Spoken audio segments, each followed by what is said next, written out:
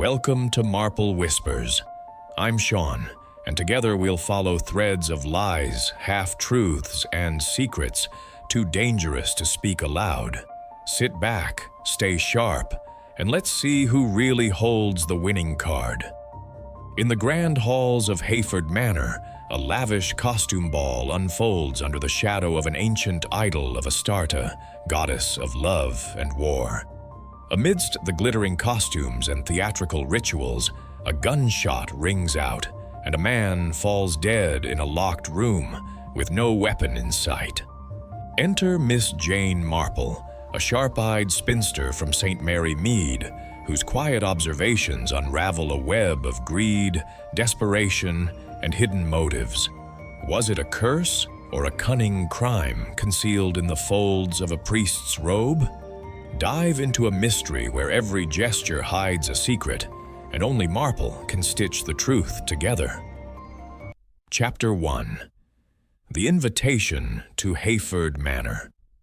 The village of St. Mary Mead lay nestled in the gentle folds of the English countryside, a place where time seemed to move, at the leisurely pace of a summer afternoon. The cottages, with their thatched roofs and climbing ivy, stood sentinel along winding lanes bordered by hedgerows heavy with wild roses and honeysuckle.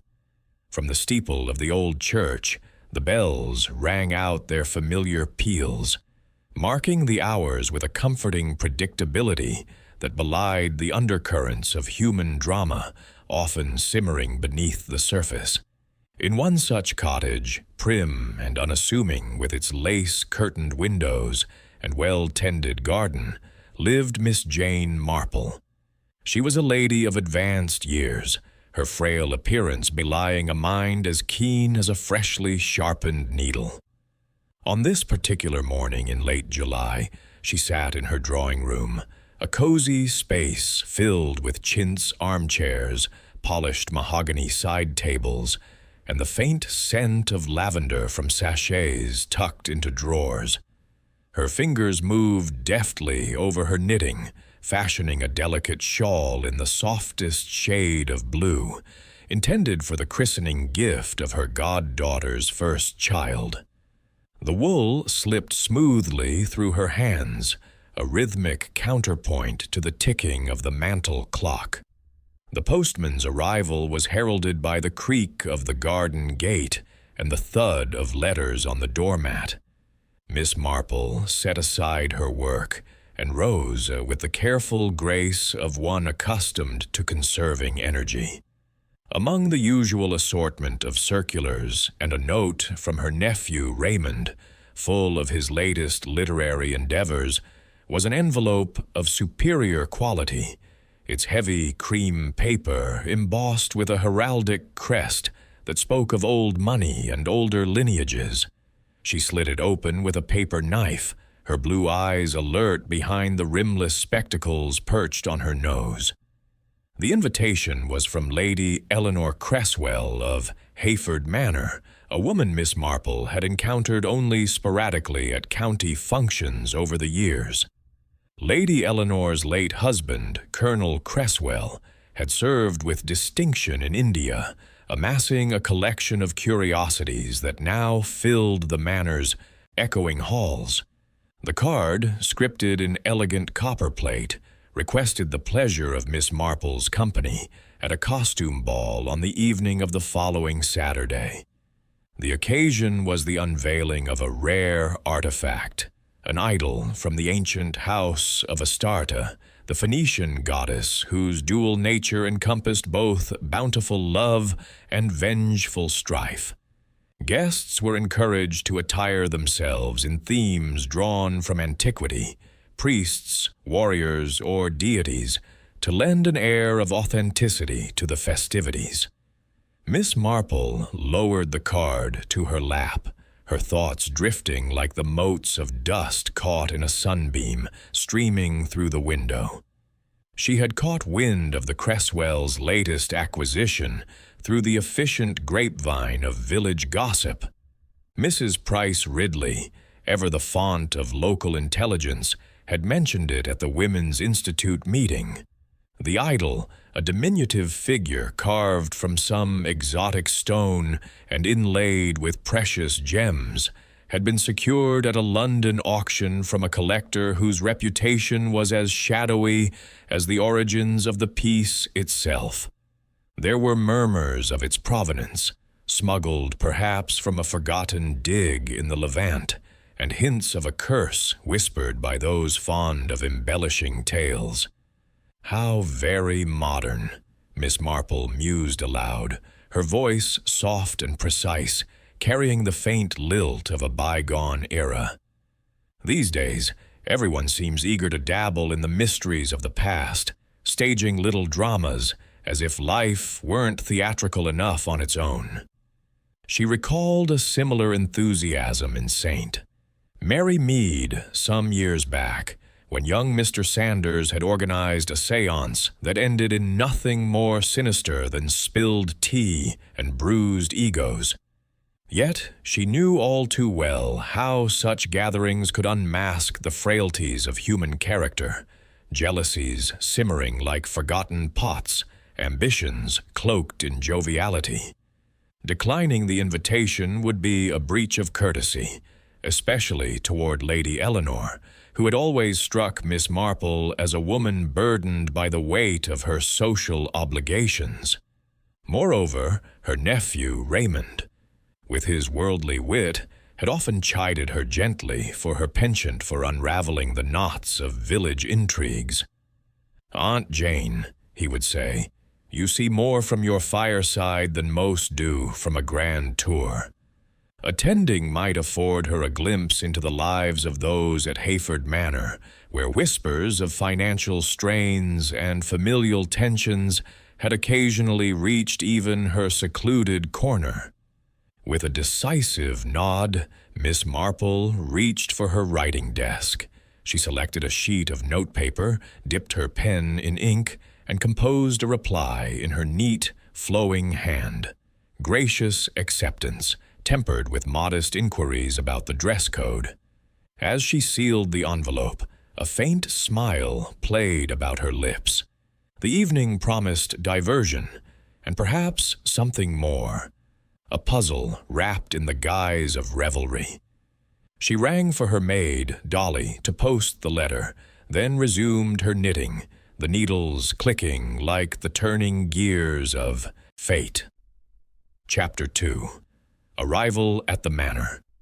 The sun was dipping low, painting the sky with streaks of amber and rose as the hired car trundled along the winding lanes toward Hayford Manor. Miss Jane Marple sat primly in the back, her gloved hands folded over the small reticule in her lap, her eyes taking in the familiar beauty of the countryside. The fields, dotted with grazing sheep, gave way to denser copses, where foxgloves stood tall, their purple bells nodding in the evening breeze. She had chosen a simple costume for the occasion, a Victorian spinster's attire, which required little alteration from her usual wardrobe. A high-necked black dress, adorned with a touch of lace at the collar and cuffs, and a modest bonnet tied with a velvet ribbon sufficed. It was, she thought, both practical and unobtrusive, allowing her to observe without drawing undue attention, a habit honed over years in St. Mary Mead, where the smallest gesture could reveal the largest secret. The car slowed as it approached the gates of Hayford Manor, an imposing structure of weathered stone that loomed against the twilight like a sentinel from another age.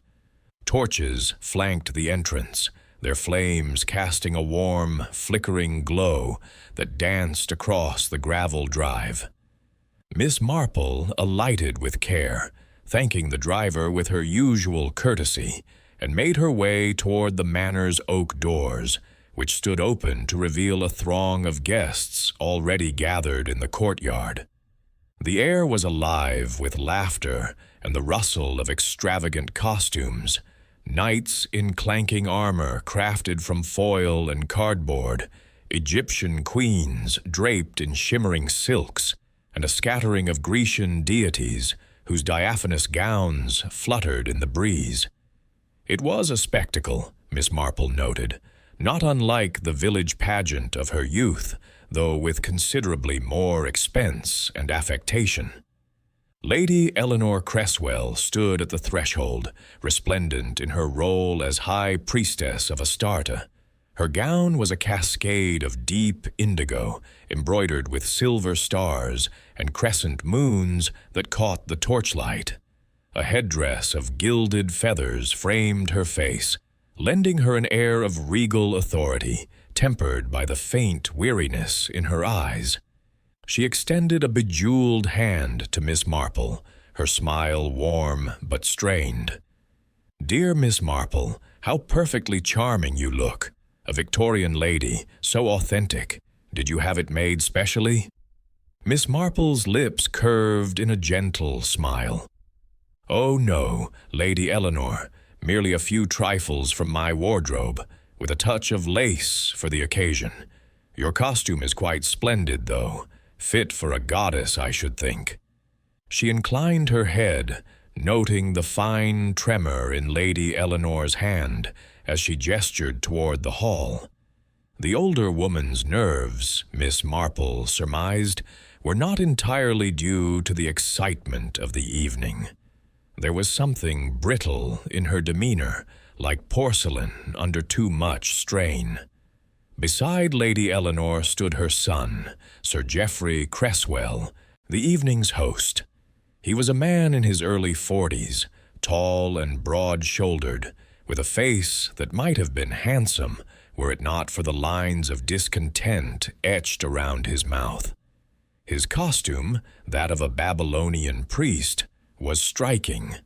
A voluminous robe of crimson and gold, its wide sleeves hanging like ceremonial drapes, and a heavy amulet resting against his chest.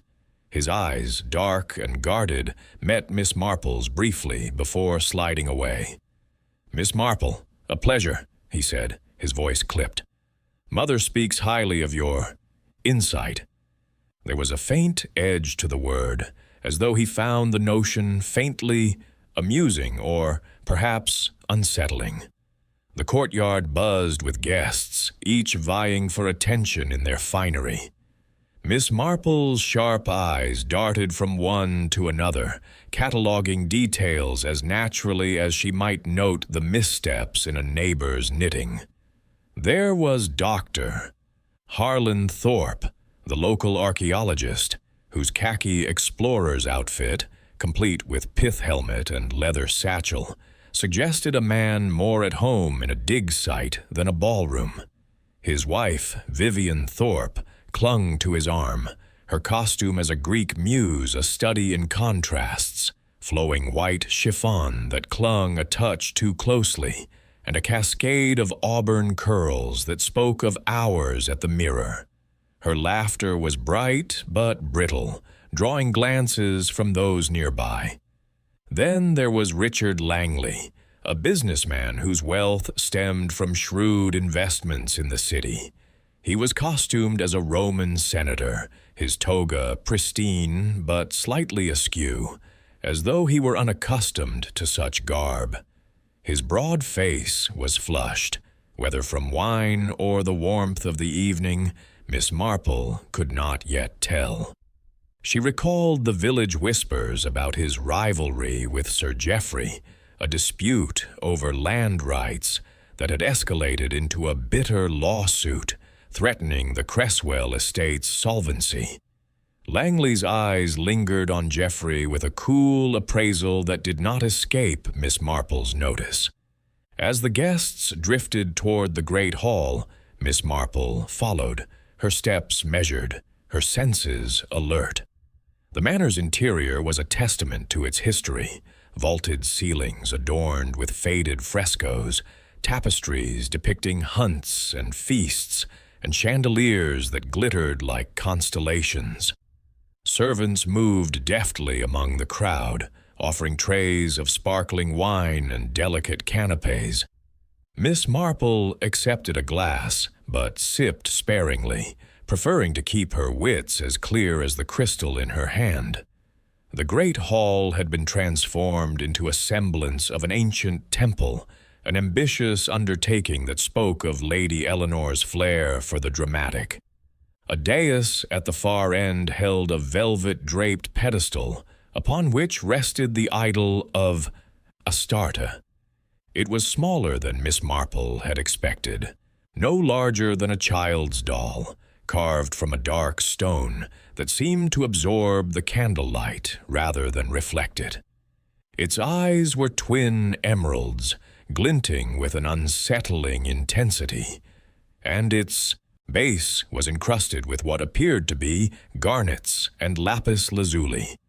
Around the pedestal, candles flickered in bronze holders, casting shadows that danced across the stone floor. Miss Marple paused to study the idol, her mind turning to the tales she had heard. The artifact's origins were murky, tied to a long-abandoned temple in the Levant, or so the auction catalogue had claimed. There were rumors of a curse, of course. Such objects always attracted such stories. But Miss Marple was less concerned with superstition than with the human passions such relics could ignite. Greed, envy, the thrill of possession. These were the true curses, she thought, as old as the goddess herself. A young woman in a nymph's costume, green gauze and a crown of ivy, brushed past, her laughter high and nervous. Miss Marple recognized her as Clara Merton, a local girl whose father owned the village chemist's shop. Clara's presence was curious. The Mertons were respectable, but hardly of the Manor's social circle. Miss Marple made a mental note to inquire later, perhaps over tea with Mrs. Price Ridley, who never failed to know the comings and goings of St. Mary Mead's younger set. Sir Geoffrey's voice cut through the chatter, calling the guests to gather. "My friends," he began, standing before the idol with an air of theatrical gravitas. "Tonight we honor the ancient rites of Astarte, goddess of love and war. This idol, a treasure from a forgotten age, is our centerpiece. Let us celebrate with a ritual, a bit of fun, nothing more, to invoke her spirit."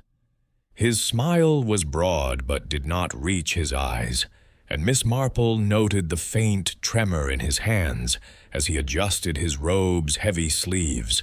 The guests murmured their approval, some with genuine enthusiasm, others with the polite indulgence one reserves for a host's eccentricity. Lady Eleanor clapped her hands, her headdress swaying. "Form a circle, everyone. Geoffrey has prepared a little ceremony, quite harmless, I assure you." Her voice held a note of forced gaiety, and Miss Marple wondered what pressures lay behind her hostess's facade. As the guests complied, linking hands to form a loose ring around the dais, Miss Marple took her place near the edge, beside Clara Merton. The girl's hands were clammy, her eyes darting toward Sir Geoffrey with an intensity that suggested more than casual interest. Miss Marple filed this away, her mind already weaving connections like the threads of her knitting. Dr. Thorpe stood opposite, his pith helmet slightly askew, while Vivian giggled beside him, her muse's gown slipping to reveal a pale shoulder. Richard Langley was positioned directly across from Sir Geoffrey, his toga pulling tight across his chest as he shifted uncomfortably.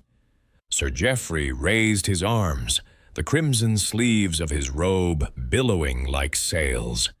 He began to chant, his voice low and resonant, the words a jumble of pseudo-ancient syllables drawn from some dusty tome in the Manor's library. The effect was oddly compelling, the candlelight casting his shadow large against the wall. Miss Marple watched closely, her gaze flitting from face to face. There was amusement in some, unease in others. Langley's jaw tightened, his eyes fixed on Geoffrey with a mixture of defiance and wariness. As the chant reached a crescendo, Geoffrey stepped forward, his sleeves enveloping Langley in a theatrical gesture, as though bestowing a blessing. The circle tightened, hands gripping more firmly. Miss Marple felt Clara's fingers twitch in her own. Then came a sharp crack, like a branch snapping or a firecracker bursting in the distance. Langley's eyes widened, a gasp escaping his lips as he staggered, his toga crumpling as he sank to the floor. A dark stain spread across his chest, stark against the white fabric. For a moment, silence gripped the hall, as though the very air held its breath.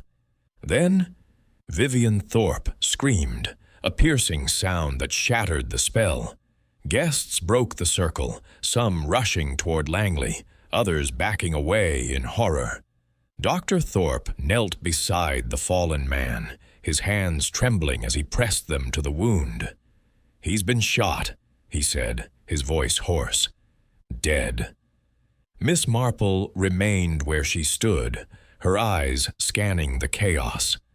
No one had been near Langley save for Sir Geoffrey, whose sleeves had brushed him during the ritual. The doors were locked, the windows high and barred. No weapon was visible, no smoke lingered in the air. Lady Eleanor clutched her son's arm, her face pale beneath her headdress. "An accident," she whispered. "It must be." Inspector Craddock would arrive soon, Miss Marple knew, with his methodical questions and his notebooks. But for now, she observed, the flicker of fear in Clara's eyes, the way Vivian clung to her husband, the rigid set of Geoffrey's shoulders. Human nature, she thought, was a tapestry of motives and masks, and tonight one thread had been violently severed. She stepped closer to the dais, her gaze lingering on the Idol of Astarte, its emerald eyes gleaming as if in silent judgment. The evening, she sensed, was only the beginning of a puzzle that would require all her quiet skill to unravel. Chapter 3. The Unveiling Ceremony. The great hall of Hayford Manor was a cavern of shadows and splendor, its high ceilings lost in the gloom, beyond the reach of the chandelier's golden glow. The air carried the faint musk of beeswax from the candles encircling the dais, where the Idol of Astarte stood as the evening's enigmatic centerpiece. Miss Jane Marple, unobtrusive in her Victorian spinster's attire, stood near the back of the gathering, her keen eyes flitting over the assembled guests. The hall's transformation into a mock temple was striking. Heavy velvet drapes framed the dais, their deep burgundy folds absorbing the light, while bronze braziers flanked the idol, their flames casting restless shadows that seemed to writhe in time with the murmur of voices. The guests, a kaleidoscope of costumes drawn from antiquity, mingled with the easy familiarity of those accustomed to such gatherings, though Miss Marple detected undercurrents of tension beneath their polished smiles. The occasion was the unveiling of the idol, a relic whose acquisition had stirred both admiration and unease among the county set.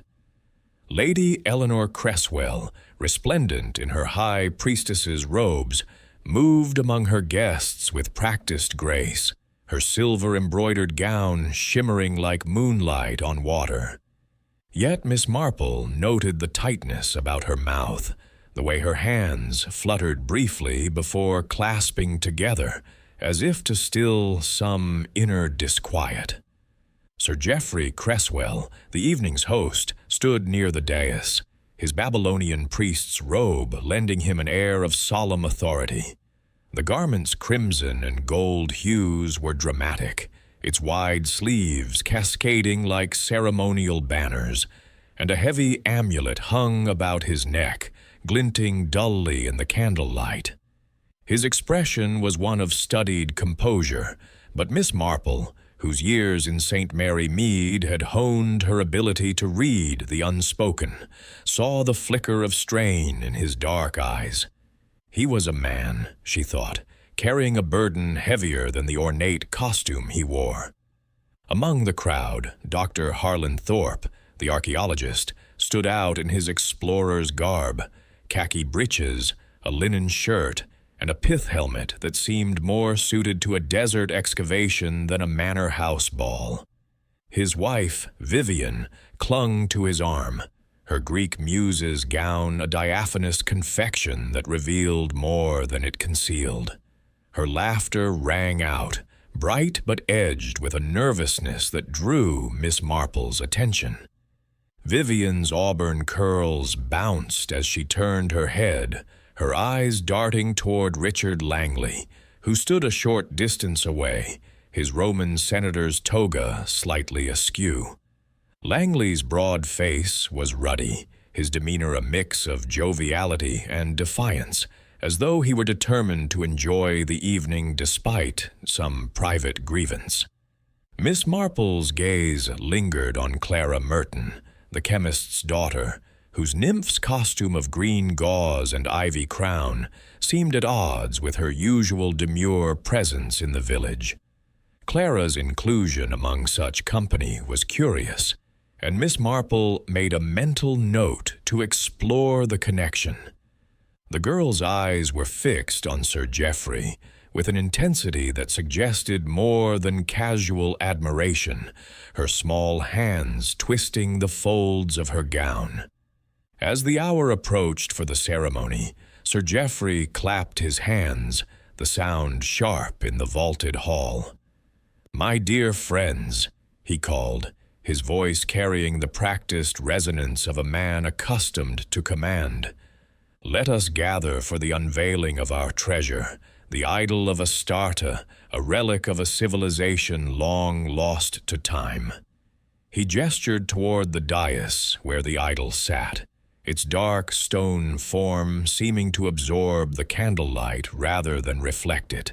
The figure was smaller than Miss Marple had anticipated, no taller than a foot, its squat shape carved with intricate patterns. Its emerald eyes gleamed with an almost lifelike intensity, and its base was encrusted with gems that caught the light in fleeting, blood-red sparks. The guests drew closer, their chatter subsiding into an expectant hush. Lady Eleanor stepped forward, her headdress swaying slightly as she addressed the crowd. "This idol," she said, her voice clear but tinged with a rehearsed enthusiasm, "is said to have presided over ancient rites, offerings of love and sacrifice to the goddess Astarte. Tonight, we honor that tradition with a playful ceremony, a nod to the past." She smiled, but Miss Marple noted the strain in her posture, as though the weight of the evening pressed heavily upon her. Sir Geoffrey took center stage, his robe sweeping the floor as he raised his arms. "Form a circle, if you please," he instructed, his tone light but commanding. "We shall enact a brief ritual, nothing serious, merely a bit of theatrical fun to christen our new acquisition." The guests complied, linking hands to form a loose ring around the dais. Miss Marple found herself beside Clara Merton, whose grip was surprisingly firm, her fingers cool and trembling slightly.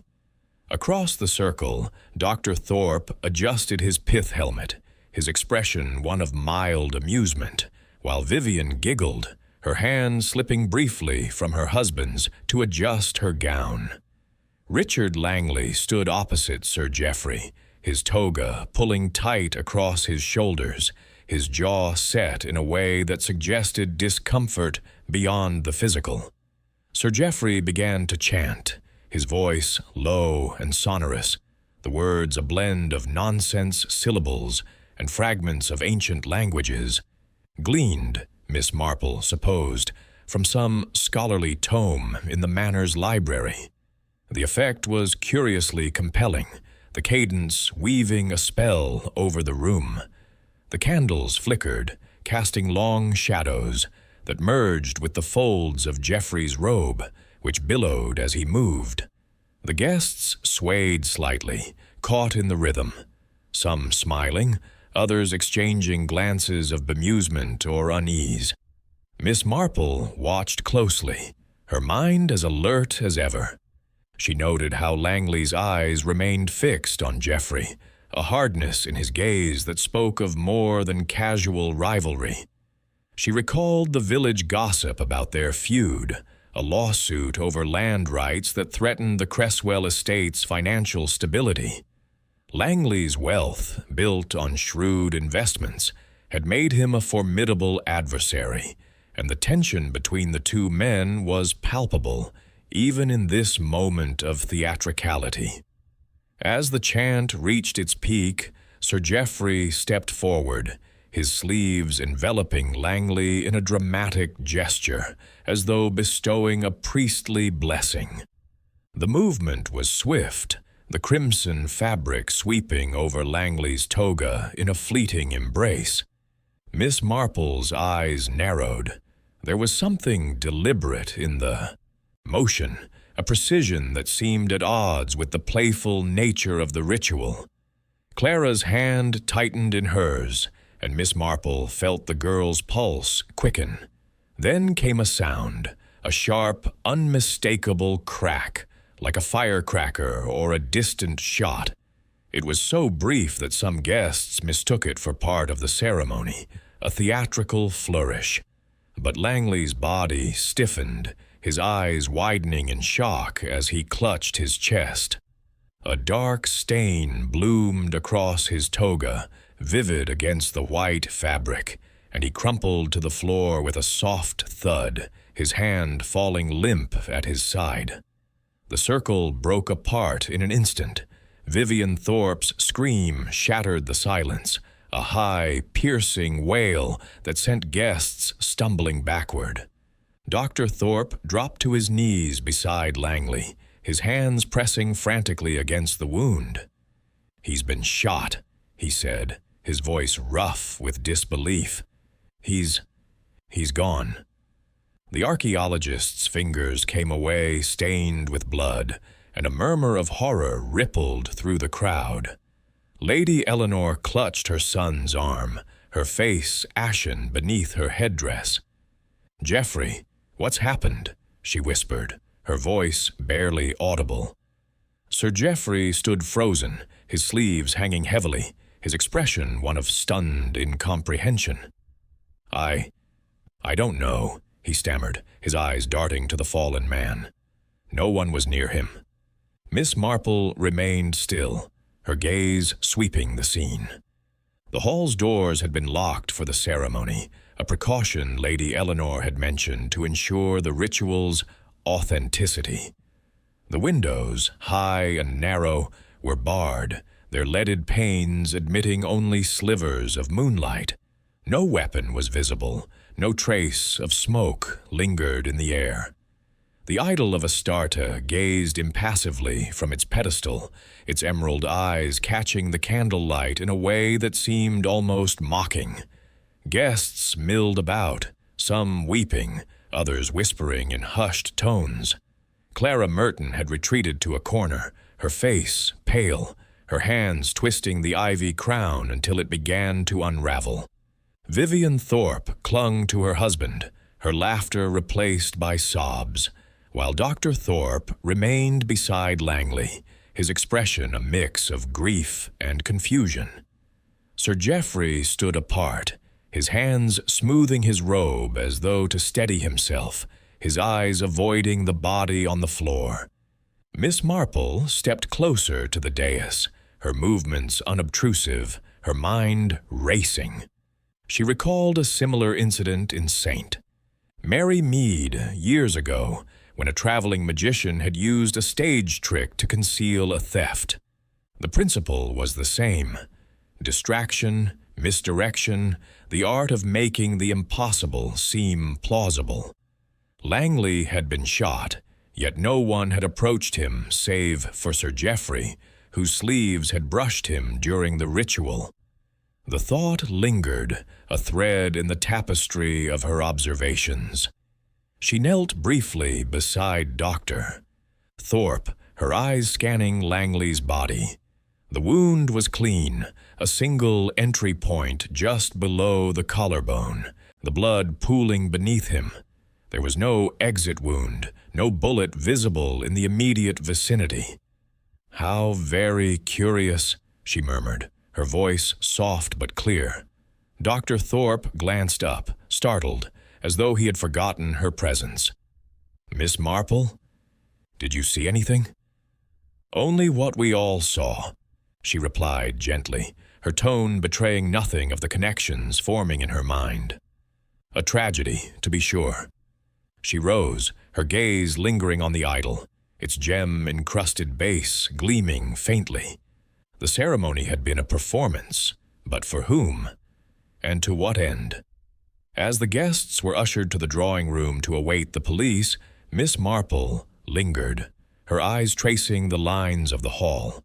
The candles still burned, their flames steady now, as if the chaos had been but a fleeting disturbance. She thought of the village pageants of her youth, where costumes and rituals had masked small deceptions, a pilfered shilling, a whispered secret.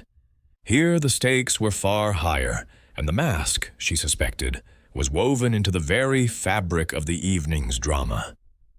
Chapter 4. Chaos and Discovery. The great hall of Hayford Manor, moments ago a stage for theatrical revelry, had transformed into a tableau of stunned disbelief.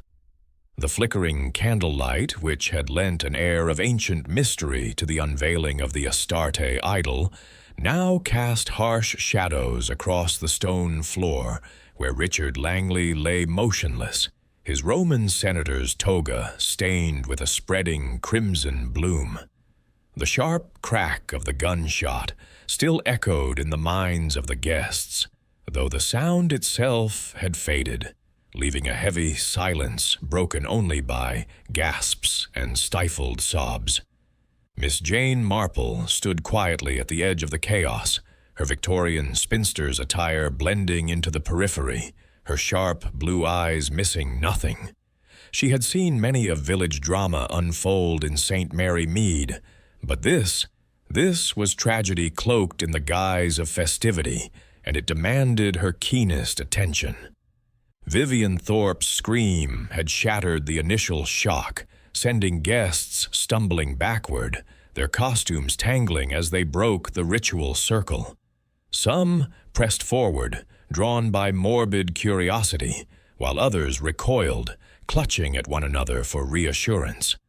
Dr. Harlan Thorpe, still in his explorer's khakis, knelt beside Langley, his hands trembling as he pressed them futilely against the wound. "He's dead," he repeated, his voice hoarse, as though saying it aloud might make sense of the impossible. His pith helmet lay discarded beside him, a forlorn relic of his earlier bravado. Vivian, her Greek muse's gown disheveled, clung to her husband's shoulder, her sobs punctuated by gasps of, "How could this happen?" Lady Eleanor Cresswell stood near the dais, one hand gripping the velvet drape as if to anchor herself, her high priestess's headdress tilting slightly askew. Her face was pale, the silver embroidery of her gown catching the candlelight in a way that made her seem almost spectral. "Geoffrey," she whispered, turning to her son, who stood rigid, his Babylonian priest's robe hanging heavily about him. Sir Geoffrey Cresswell's eyes were wide, his hands clenching and unclenching within the voluminous sleeves. "I don't understand," he said, his voice low but carrying in the hushed hall. No one was near him. No one. Miss Marple, unnoticed by most in the tumult, stepped closer to the body, her movements as unobtrusive as a shadow. She noted the precise placement of the wound, just below Langley's collarbone, a clean entry with no visible exit. The blood had pooled beneath him, soaking into the toga's folds, but there was no glint of a bullet, no trace of a weapon in the vicinity. The hall's high windows were barred, their leaded panes admitting only slivers of moonlight, and the heavy oak doors had been locked during the ceremony, a detail Lady Eleanor had mentioned to enhance the ritual's authenticity. The Idol of Astarte gazed down from its pedestal, its emerald eyes glinting as if privy to some ancient secret. The guests milled about, their costumes now seeming garish in the wake of tragedy. Clara Merton, the chemist's daughter, had retreated to a corner, her nymph's gown of green gauze clinging to her slight frame. Her ivy crown was askew, and her hands twisted nervously, her eyes darting towards Sir Geoffrey with a mixture of fear and something Miss Marple could not yet name. Clara's presence at such an event was an anomaly, and Miss Marple resolved to inquire further, perhaps through Mrs. Price Ridley's inexhaustible store of village gossip.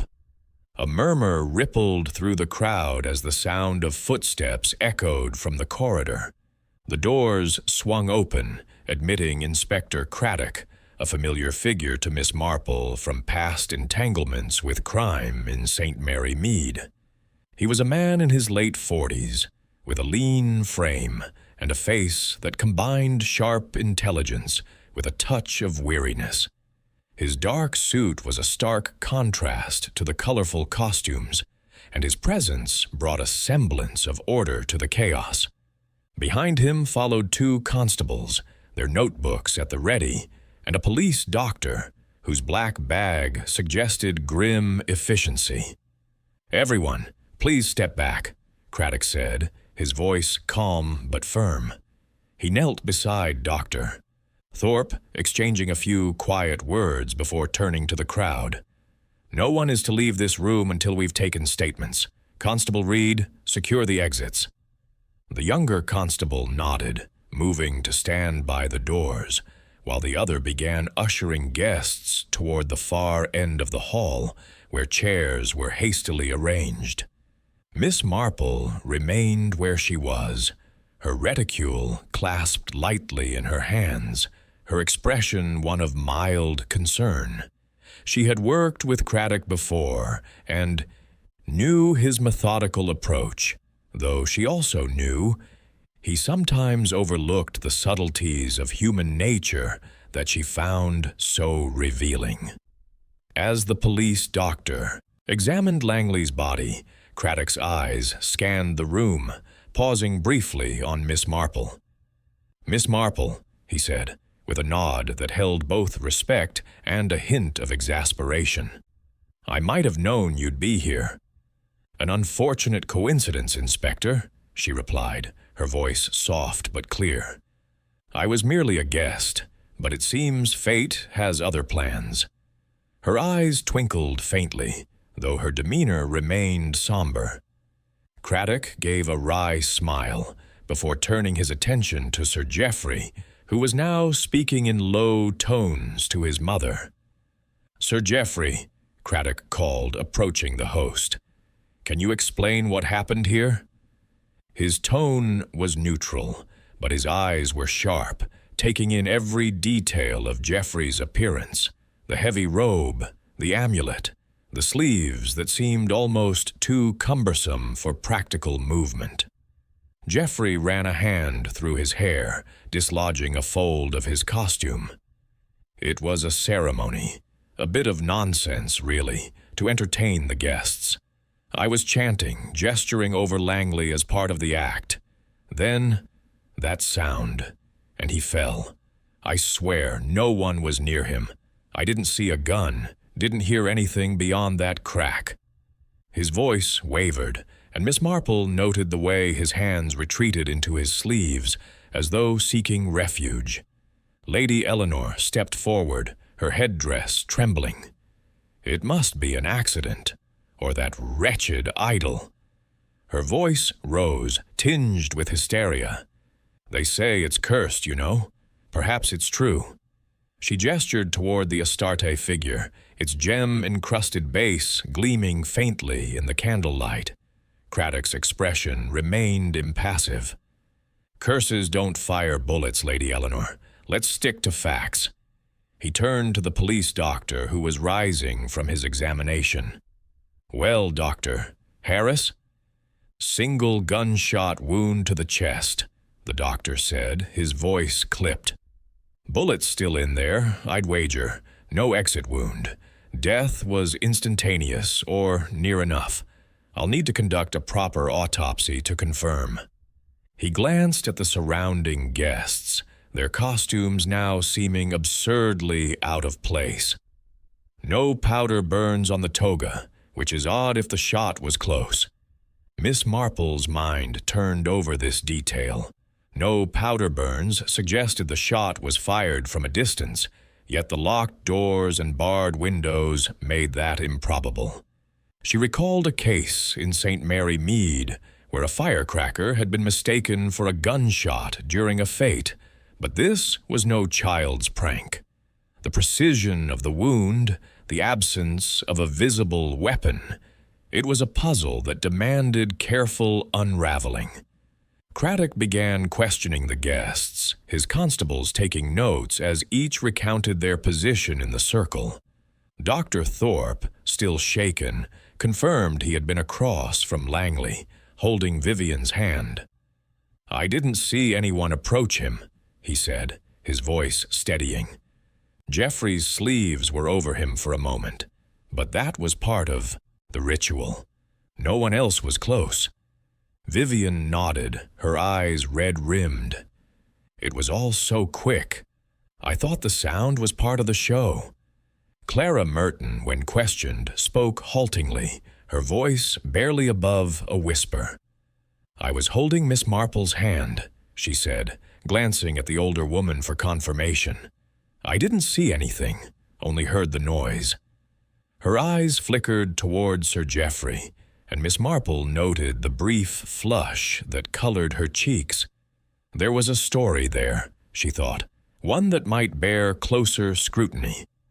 As Craddock moved through the guests, Miss Marple drifted closer to the dais, her steps light and deliberate. She examined the Idol of Astarte, its dark stone form seeming to pulse with a quiet menace. The candles around it had burned low, their wax pooling in uneven patterns.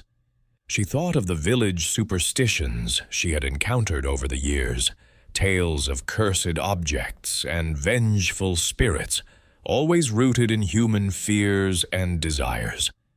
Lady Eleanor's mention of a curse was nonsense, of course, but it revealed her state of mind, her need to deflect from the grim reality.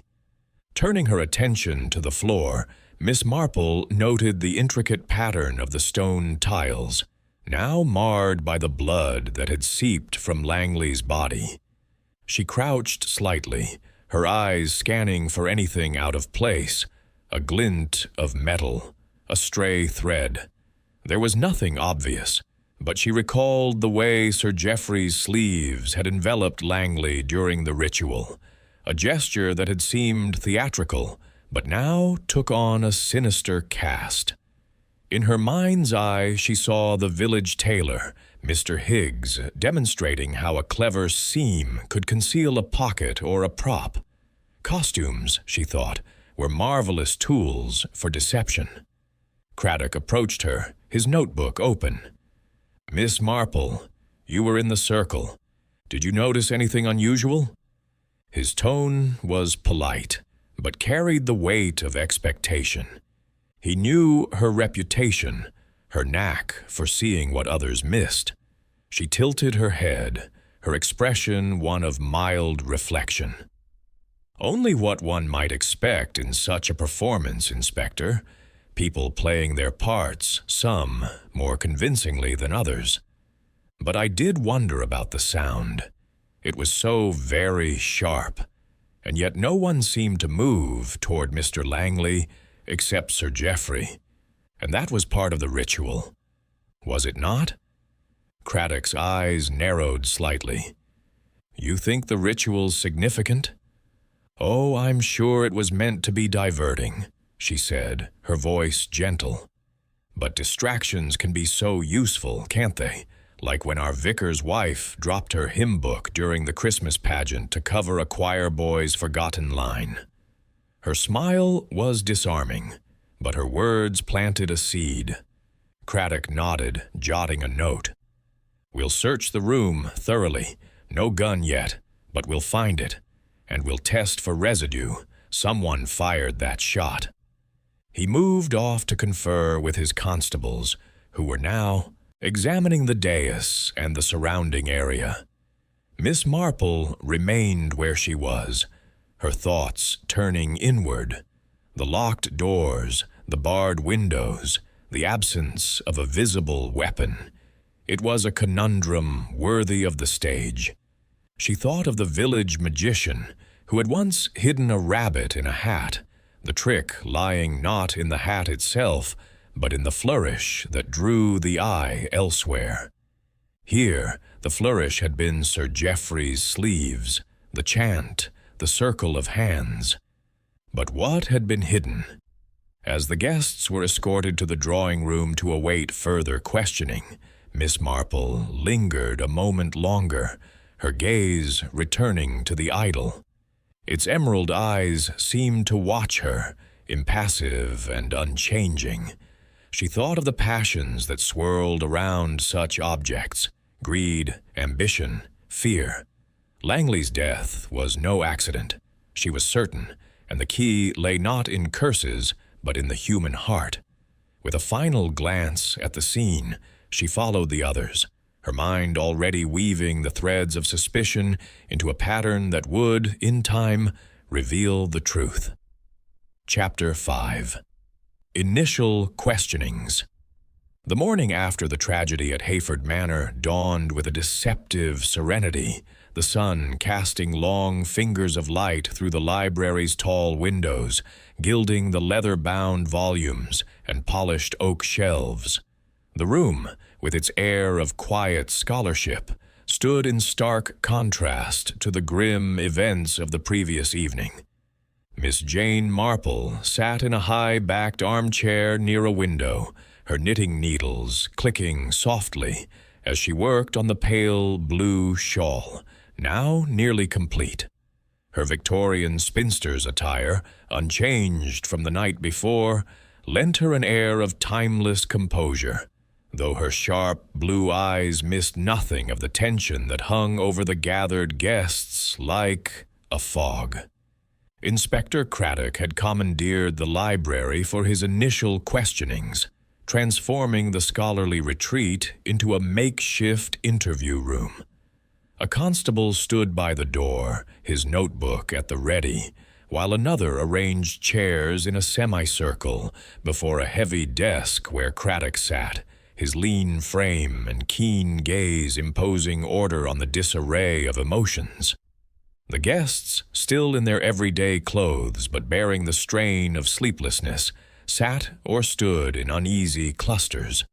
The costumes of the previous night, knights, muses, and priests had been discarded, yet the memory of the ritual lingered, as did the image of Richard Langley's lifeless form on the great hall's floor. Miss Marple, unobtrusive as ever, observed the room with the quiet intensity of one accustomed to unraveling the secrets of St. Mary Mead. Lady Eleanor Cresswell sat near the fireplace, her hands clasped tightly in her lap, her face pale and drawn beneath a simple gray dress. The absence of her high priestess's headdress made her seem diminished, as though the role of hostess had been her armor. Sir Geoffrey Cresswell stood by a window, his broad shoulders tense, his hands thrust into the pockets of a tweed jacket that replaced his Babylonian robe. His expression was one of controlled agitation, his eyes darting occasionally to the door as if expecting further calamity. Dr. Harlan Thorpe, the archaeologist, sat with his wife, Vivian, whose auburn curls were now pinned haphazardly, her eyes red-rimmed from crying or lack of sleep. Dr. Thorpe's khaki shirt was rumpled, his pith helmet nowhere in sight, and his usual air of scholarly confidence seemed shaken. Vivian fidgeted with a handkerchief, her fingers twisting the fabric into knots. Clara Merton, the chemist's daughter, occupied a chair near the edge of the group, her plain navy dress a far cry from her nymph's gown. Her hands were folded demurely, but Miss Marple noted the faint tremor in them, and the way her gaze flickered toward Sir Geoffrey with a mixture of apprehension and longing. Inspector Craddock cleared his throat, drawing the room's attention. "Ladies and gentlemen," he began, his voice steady but carrying the weight of authority. "We are dealing with a serious matter. A man has been killed, and until we understand how and why, no one is to leave the manor. I'll need your cooperation in answering my questions fully and truthfully." His eyes swept the group, lingering briefly on Miss Marple, who returned his gaze with a mild nod, her needles never pausing. He began with Sir Geoffrey, who stepped forward, his jaw set. "Sir Geoffrey, you were leading the ritual when Mr. Langley was shot. Can you describe exactly what happened?" Craddock's tone was neutral, but his pen hovered over his notebook, ready to capture every nuance. Geoffrey ran a hand through his dark hair, dislodging a stray lock. "It was a performance, Inspector, nothing more. I'd read about ancient rites in one of Father's old books, a bit of nonsense about Astarte, meant to entertain. I chanted some gibberish, waved my arms about, and at one point I stepped toward Langley to bless him as part of the act. My sleeves might have brushed him, but that was all. Then that sound, like a firecracker, and he fell. I didn't see a gun, didn't hear anything else." His voice was firm, but Miss Marple noted the slight hesitation before he mentioned the sleeves, as though weighing his words. Craddock jotted a note. "Your sleeves were quite long, weren't they? Could anything have been concealed in them?" Geoffrey's eyes narrowed, but he shook his head. "They were heavy, yes, but just fabric. I had no weapon, if that's what you're implying." His tone held a trace of indignation, and Miss Marple thought of the young men in her village who bristled when their pride was questioned, a sure sign of unease. Lady Eleanor interjected, her voice trembling. "Inspector, my son would never do such a thing. It must have been an accident, or that dreadful idol. There are stories, you know, about its curse." Her hands fluttered, and Miss Marple recalled Mrs. Bantry's tales of cursed heirlooms, always more reflective of human greed than supernatural malice. Craddock's expression remained impassive. "We'll leave curses to the storybooks, Lady Eleanor. Let's focus on the facts." He turned to Dr. Thorpe, who straightened in his chair. "Dr. Thorpe, you were in the circle, opposite Mr. Langley. What did you see?" The archaeologist adjusted his glasses, his voice measured. "I was holding Vivian's hand, watching the ritual. Geoffrey was chanting, and when he moved toward Langley, his sleeves sort of enveloped him for a moment. It looked theatrical, nothing more. Then came the sound, and Langley collapsed. I rushed to him, but he was already gone." He paused, his brow furrowing. "I did notice something odd, though. No powder burns on his toga, which you'd expect if the shot was close." Miss Marple's needles paused briefly, her mind turning over this detail. No powder burns suggested a shot from a distance, yet the locked hall and the proximity of the guests made that unlikely. She thought of a village fete where a marksman's trick had relied on a concealed device, the audience distracted by a flourish of movement. Could something similar have occurred here? Vivian Thorpe spoke next, her voice unsteady. I didn't see anything, Inspector. It was all so quick. Jeffrey's robe, the chanting, and then that awful noise. I thought it was part of the show at first. She dabbed her eyes, and Miss Marple noted the way her gaze flicked toward her husband, as though seeking reassurance, or perhaps gauging his reaction. Clara Merton's statement was brief, her voice barely audible. I was holding Miss Marple's hand. I heard the shot, saw Mr. Langley fall, but I didn't see anything else. Her eyes darted to Jeffrey, and Miss Marple wondered again about the girl's connection to the manor. Clara was not of this social set, yet her presence suggested an invitation born of more than casual acquaintance. Craddock turned to Miss Marple, his expression one of cautious respect. Miss Marple, you're a keen observer. Anything to add? She set her knitting in her lap, her smile gentle, but her eyes sharp. Only that it was a most peculiar moment, Inspector. The ritual was quite absorbing, wasn't it? All those eyes on Sir Geoffrey, his sleeves sweeping so grandly. It reminds me of a conjurer we had at the village hall once.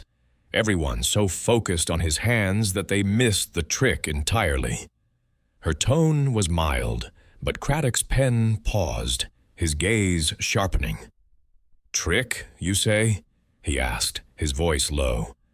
"Oh, just a thought," she replied, resuming her knitting. "Distraction is such a powerful tool, isn't it? Like when our vicar's wife spilled tea to cover a parishioner's gaffe." She smiled, but her words lingered, and Craddock made a note, his brow furrowed. The questioning continued, with other guests offering variations of the same story. No one had seen a weapon, no one had moved toward Langley, and the shot had come as a shock. Craddock's constables had searched the hall, finding no gun, though they reported traces of gunpowder residue on the carpet near the dais, a detail that piqued Miss Marple's interest. Gunpowder suggested a firearm, yet its absence was perplexing. She recalled a case in St. Mary Mead, where a poacher had used a homemade silencer, a crude device, but effective in muffling sound. Could something similar have been employed here? As the interviews concluded, Craddock announced that the guests would remain at the manor until further notice, under police supervision. A search of personal belongings was underway, and the great hall had been sealed for a more thorough examination. Miss Marple, invited to stay by Lady Eleanor, who seemed to draw comfort from her presence, accepted with a nod. "It's most kind of you, Lady Eleanor," she said, her voice soothing. "I'm sure we'll get to the bottom of this." Alone for a moment as the others dispersed, Miss Marple approached Craddock, who was reviewing his notes. "Inspector, have you considered the costume itself? Sir Geoffrey's robe, with those wide sleeves. Such things can conceal more than one might think." Her tone was conversational, but her eyes were intent. Craddock raised an eyebrow. "You think he hid a gun in there?" "I only suggest it's possible," she replied. "In our village, we once had a seamstress who hid stolen lace in her shawl, quite cleverly, until it unraveled." She smiled, and Craddock nodded, his expression thoughtful. As the morning wore on, Miss Marple took a turn about the library, her eyes scanning the shelves. A volume on ancient rituals caught her attention, its pages marked with notes in a precise hand. Sir Geoffrey's, she presumed. The book described ceremonies involving elaborate gestures, often used to mask political or personal motives.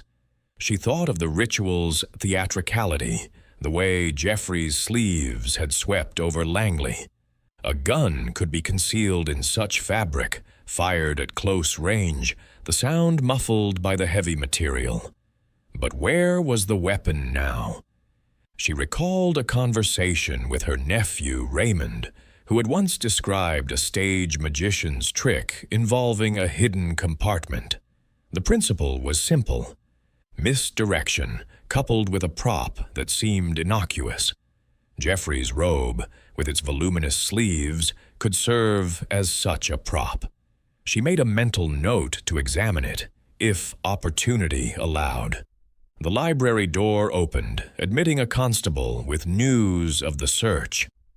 "No weapons found yet, sir," he reported, "but we did find an antique pistol in Sir Geoffrey's study, unloaded, in a locked drawer.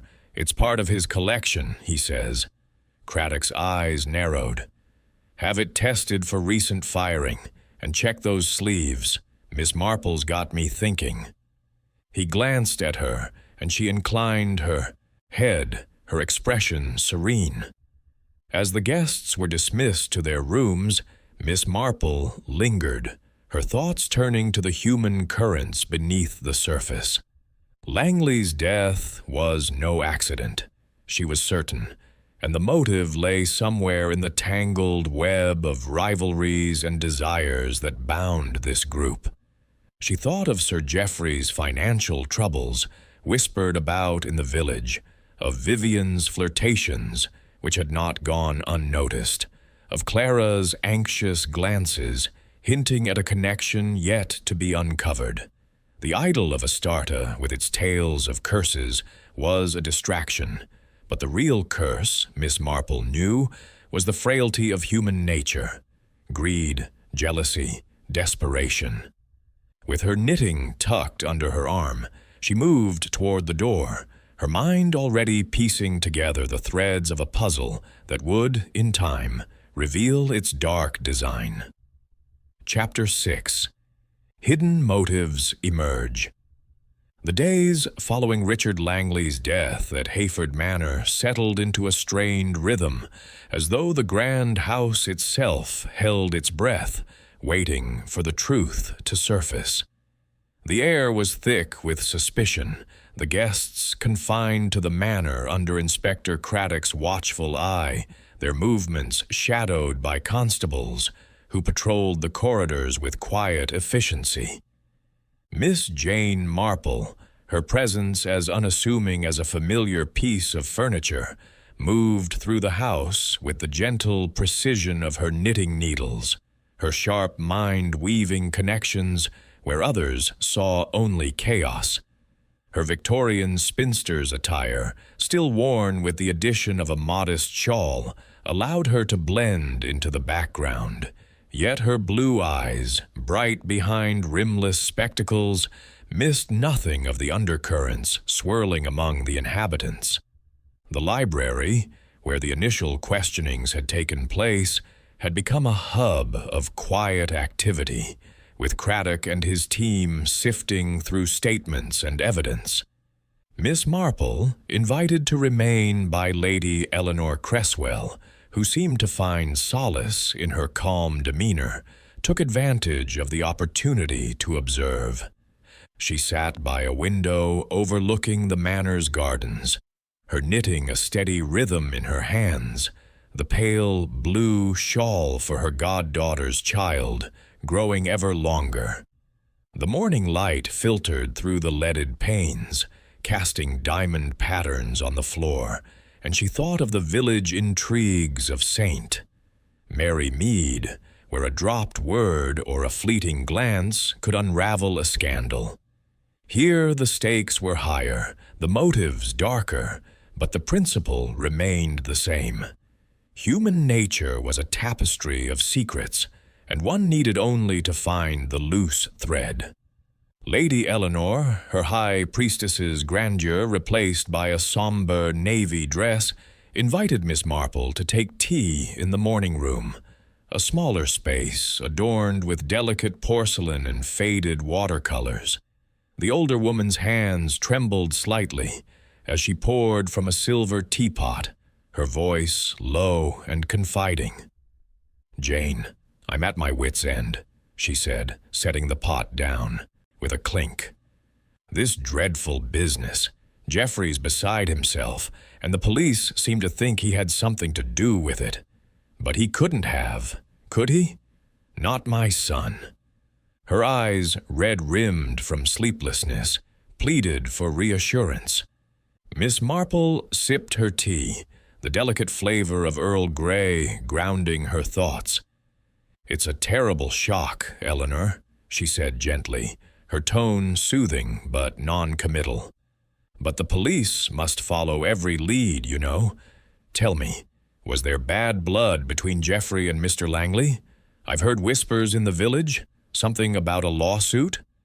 She let the question hang, her expression one of mild curiosity, though her mind was alert for any slip. Lady Eleanor's lips tightened, and she glanced toward the door as if to ensure they were alone. "There was a dispute, yes," she admitted. "Richard Langley owned land adjacent to the estate, prime acres Jeffrey hoped to develop to shore up our finances. The manor's upkeep is ruinous, and since my husband's death, we've struggled. Langley refused to sell, then sued when Jeffrey contested the boundaries.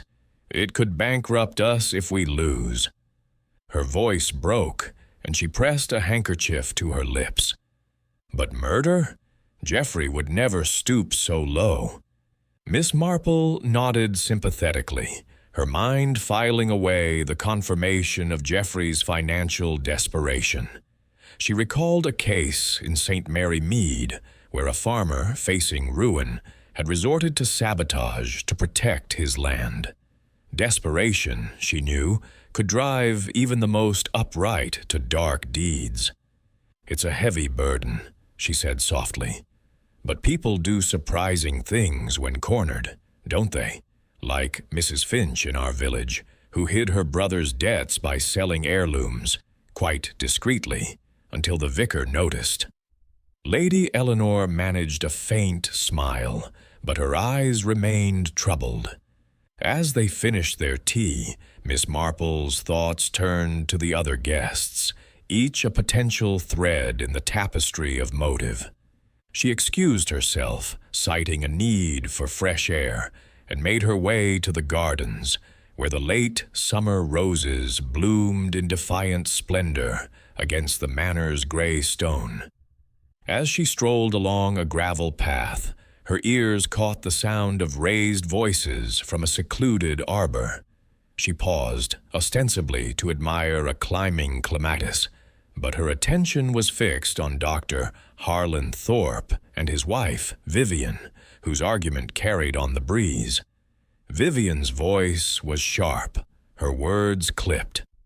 "You're a fool, Harlan, if you think no one noticed your spat with Richard at the club last week, and now he's dead. Don't you see how it looks?" Dr. Thorpe's reply was low, but Miss Marple caught the edge of frustration. "Keep your voice down, Viv. It was about the dig, nothing more. Langley wanted to fund it, but only if he could control the findings. I told him to go to blazes. That's hardly a motive for murder." His tone softened, placating. "You're upset, darling. Let's not make this worse." Vivian's laugh was brittle. "Upset? I saw how you looked at him during the ritual, Harlan. And don't think I didn't notice you flirting with that Merton girl earlier. You're not as clever as you think." Her footsteps crunched on the gravel as she stormed off, leaving Dr. Thorpe to mutter an oath under his breath. Miss Marple resumed her walk, her mind turning over this new piece of the puzzle. Dr. Thorpe's argument with Langley suggested professional rivalry, perhaps intensified by personal pride. Vivian's mention of Clara Merton was intriguing. Had the girl's presence at the manor been more than a social courtesy? Miss Marple recalled Clara's anxious glances at Sir Geoffrey during the ritual, and now Vivian's accusation hinted at a web of entanglements. Jealousy, she thought, was as potent a motive as greed, and often more reckless. Back in the manor, Miss Marple encountered Inspector Craddock in the Great Hall, where he was overseeing a meticulous search. The Idol of Astarte remained on its pedestal, its emerald eyes glinting in the daylight streaming through the high windows. The blood stain on the floor had been cleaned, but the memory of Langley's body lingered, a silent accusation. Craddock, his suit slightly rumpled from hours of work, was examining a report from his constable. "Miss Marple," he said, looking up, "you're still here. Any more of those village insights for me?" She smiled, her knitting tucked under her arm. "Only that people are rarely what they seem, Inspector. In St. Mary Mead, we had a grocer who seemed the soul of honesty until his scales were found wanting. I wonder, have you found anything more about that gunpowder residue you mentioned?" Craddock's eyes narrowed, but he answered readily. "Traces on the carpet near the dais, but no weapon yet. We found that antique pistol in Sir Geoffrey's study. Unloaded, as he claimed, but we're testing it for recent firing. No matches to the bullet yet. It's still in the body. According to the doctor." He paused, studying her. "You've got a theory, haven't you?" "Oh, nothing so grand," she replied, her tone light. "But I was thinking about those sleeves of Sir Geoffrey's, such heavy fabric, so easy to conceal something, like when our village tailor hid a stolen watch in a coat lining. It's the simplest things that fool us, isn't it?" Her words were casual, but Craddock's expression sharpened, and he made a note. The search continued, with constables combing the manor's rooms and grounds. Miss Marple, granted leave to wander under Lady Eleanor's hospitality, made her way to the corridor leading to Sir Geoffrey's private quarters. She had no intention of prying, of course. Such behavior was beneath her, but a casual glance might reveal something overlooked. As she passed the study, she noticed a maid, a young woman with a nervous air, dusting the shelves. "Good morning, my dear," Miss Marple said, pausing. "You must be finding this all very upsetting." The maid, whose name was Ellen, nodded, her eyes wide. "Oh, yes, miss. It's awful. What happened to Mr. Langley? And Sir Geoffrey? He's been so kind to me, but he's not himself since." She hesitated, then added, "He was working on that costume for days, you know. Sewed it himself, said it needed special pockets for the ritual props." Miss Marple's interest quickened, but her expression remained benign. "Pockets? How clever. Did he say what they were for?" She adjusted her shawl, her tone as conversational as if discussing a recipe. Ellen shook her head. "Just props, miss. Bits of ribbon and such, for the show. But he was particular about the sleeves, wanted them just so." She glanced nervously toward the door, and Miss Marple thanked her, moving on before the girl grew wary. The detail of the pockets was significant, Miss Marple thought. She recalled a magician in St. Mary Mead who had used hidden compartments in his cloak to produce doves, the audience none the wiser. Could Geoffrey's sleeves have concealed a small pistol fired during the ritual's flourish? The absence of powder burns on Langley's toga suggested a muffled shot, perhaps through fabric. She made a mental note to share this with Craddock, though she would frame it as a passing observation. Later that afternoon, she joined the other guests in the drawing room, where tension simmered beneath polite conversation. Dr. Thorpe was discussing the idol's provenance with a forced air of detachment, while Vivian sat apart, her eyes fixed on a book she wasn't reading. Clara Merton was absent, perhaps confined to her room, but Miss Marple noted Sir Geoffrey's restless pacing, his hands smoothing his jacket as though still feeling the weight of his robe. She approached Vivian, offering a sympathetic smile. "Mrs. Thorpe, you must be exhausted. Such a dreadful ordeal."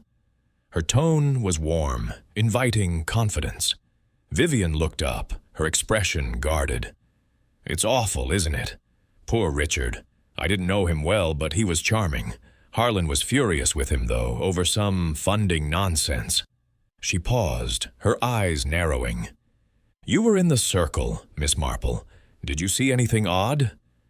"Only what everyone saw," Miss Marple replied, her voice gentle. "But I did notice how absorbed we all were in Sir Geoffrey's performance. It's remarkable how a moment's distraction can hide so much, like when our village choir leader dropped his baton to cover a missed note." Her smile was disarming, but Vivian's fingers tightened on her book, and Miss Marple wondered if the younger woman suspected her husband or feared her own secrets. As evening approached, Craddock summoned the guests to report progress. "We've found no weapon," he said, his voice clipped, "but the gunpowder residue and the pistol in Sir Geoffrey's study are being analyzed. We're also examining the costumes. Those sleeves of yours, Sir Geoffrey, are of particular interest." His gaze was steady, and Geoffrey's face paled, though he said nothing. Miss Marple, seated quietly, thought of the threads she had gathered: Geoffrey's financial ruin, Dr. Thorpe's rivalry, Vivian's jealousy, Clara's unspoken attachment. Each was a motive, but the method, the shot with no visible gun, remained the key. She pictured the ritual again, Geoffrey's sleeves sweeping over Langley, the crack of the shot blending with the chant.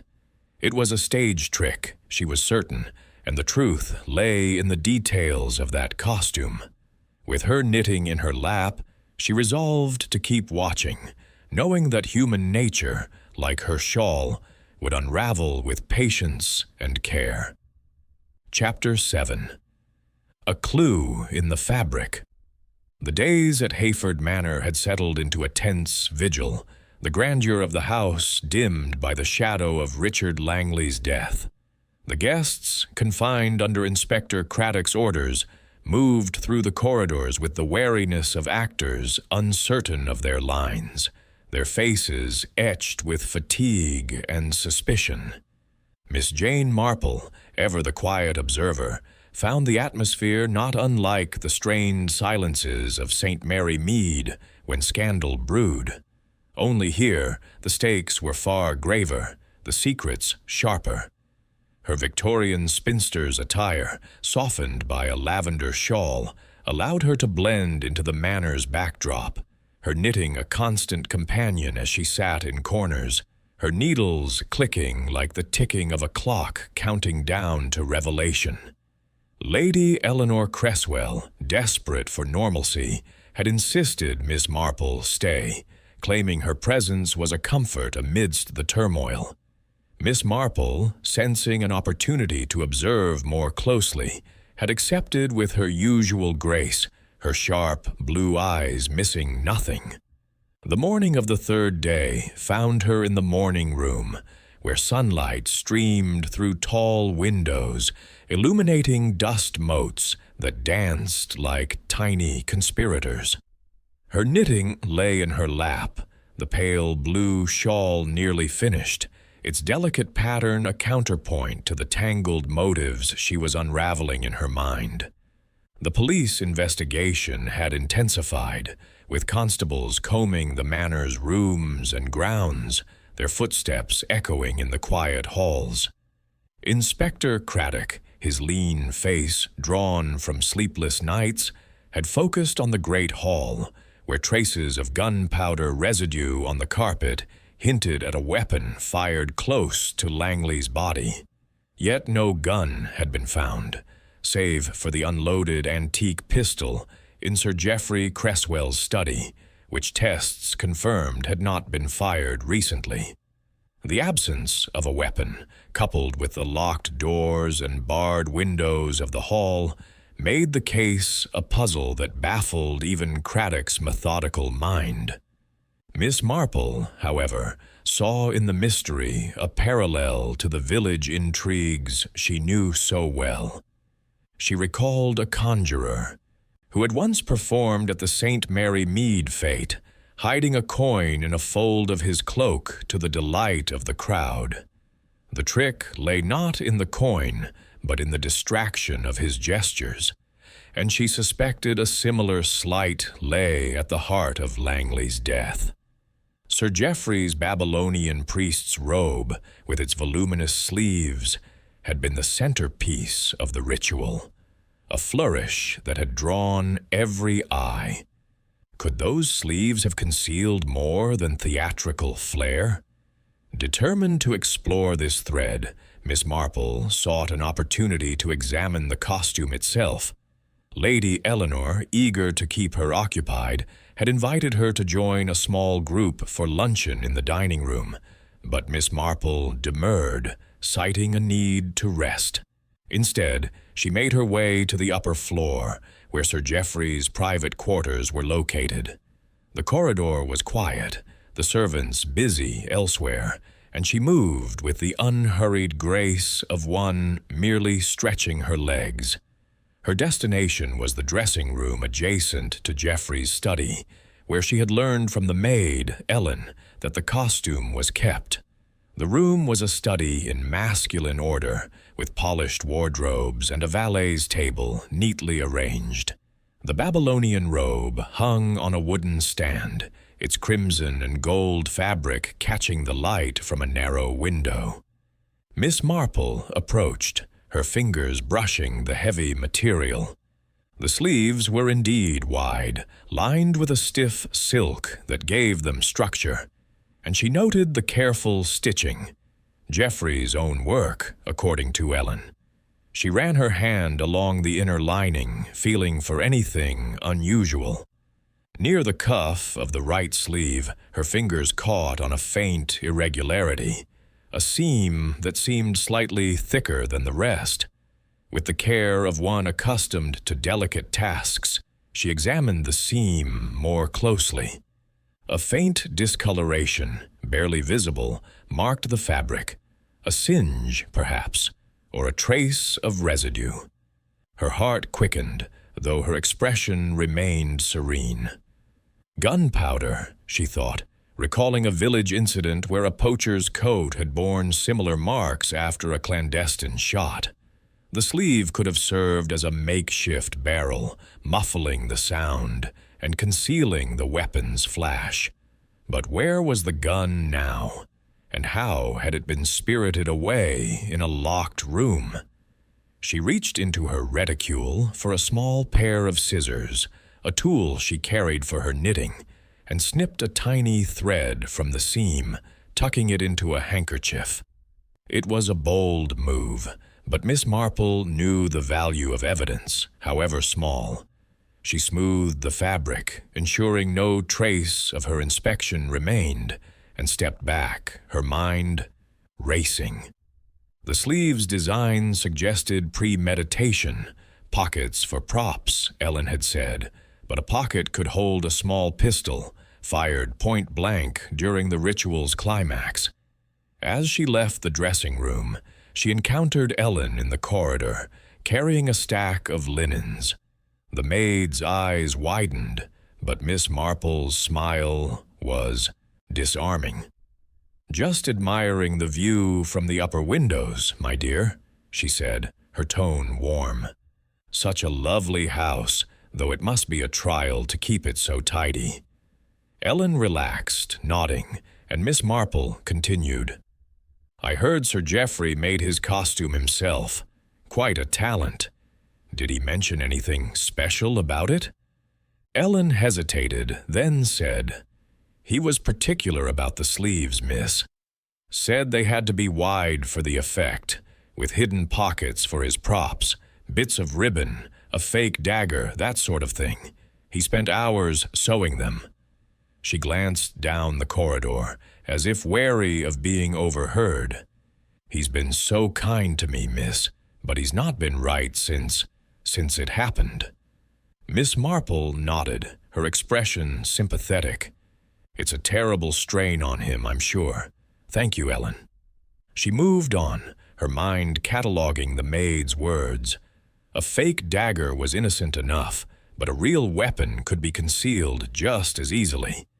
She thought of a saint, Mary Mead seamstress, who had hidden stolen jewelry in a petticoat's hem, the theft discovered only when a thread unraveled. Here, the thread was metaphorical, but no less revealing. Returning to the main floor, Miss Marple joined Lady Eleanor for tea in the conservatory, where glass walls framed a riot of ferns and orchids. The older woman's hands shook as she poured, her eyes darting to the door. "Jane, the police are everywhere," she whispered. "They've searched Geoffrey's study again, and they keep asking about that pistol. It's part of his collection, never fired, he swears. But they don't believe him." Miss Marple sipped her tea, her voice soothing. "They must be thorough, Eleanor. It's their way. But tell me, was Geoffrey close to Mr. Langley before their dispute? I recall a time in our village when two farmers fell out over a boundary, and it turned quite bitter." She let the question linger, her eyes gentle but probing. Lady Eleanor sighed, setting her cup down. "They were friends once, years ago, when Geoffrey was starting his ventures. Richard helped fund some early projects, but then, well, Richard's ambitions grew, and he became ruthless. That lawsuit over the land, it's more than just money. It's the estate, our legacy. If we lose, we'll have to sell parts of the manor." Her voice broke, and Miss Marple patted her hand, her mind noting the depth of Geoffrey's motive. As they spoke, Inspector Craddock entered, his face grim. "Miss Marple, Lady Eleanor," he said, nodding. "We've found something, a trace of gunpowder residue on the inner lining of Sir Geoffrey's robe. It's faint, but it's there. We're testing it now to see if it matches the residue from the hall." His eyes lingered on Miss Marple, as if expecting her to comment. She tilted her head, her expression one of mild surprise. "How interesting, Inspector. Those sleeves were so striking, weren't they? Like the cloaks our village magician used to hide his tricks. I wonder if they could muffle a sound, or hide something small." Her tone was conversational, but Craddock's pen paused, his gaze sharpening. "We're looking into it," he said. "The robe's been sent for analysis. If there's a hidden pocket or a burn mark, we'll find it." He turned to Lady Eleanor. "I'll need to speak to Sir Geoffrey again. Where is he?" Lady Eleanor's face paled. "In the library, I think. Please, Inspector. He's not himself. This is all so dreadful." She rose, her hands fluttering, and Craddock nodded, his expression softening slightly before he left.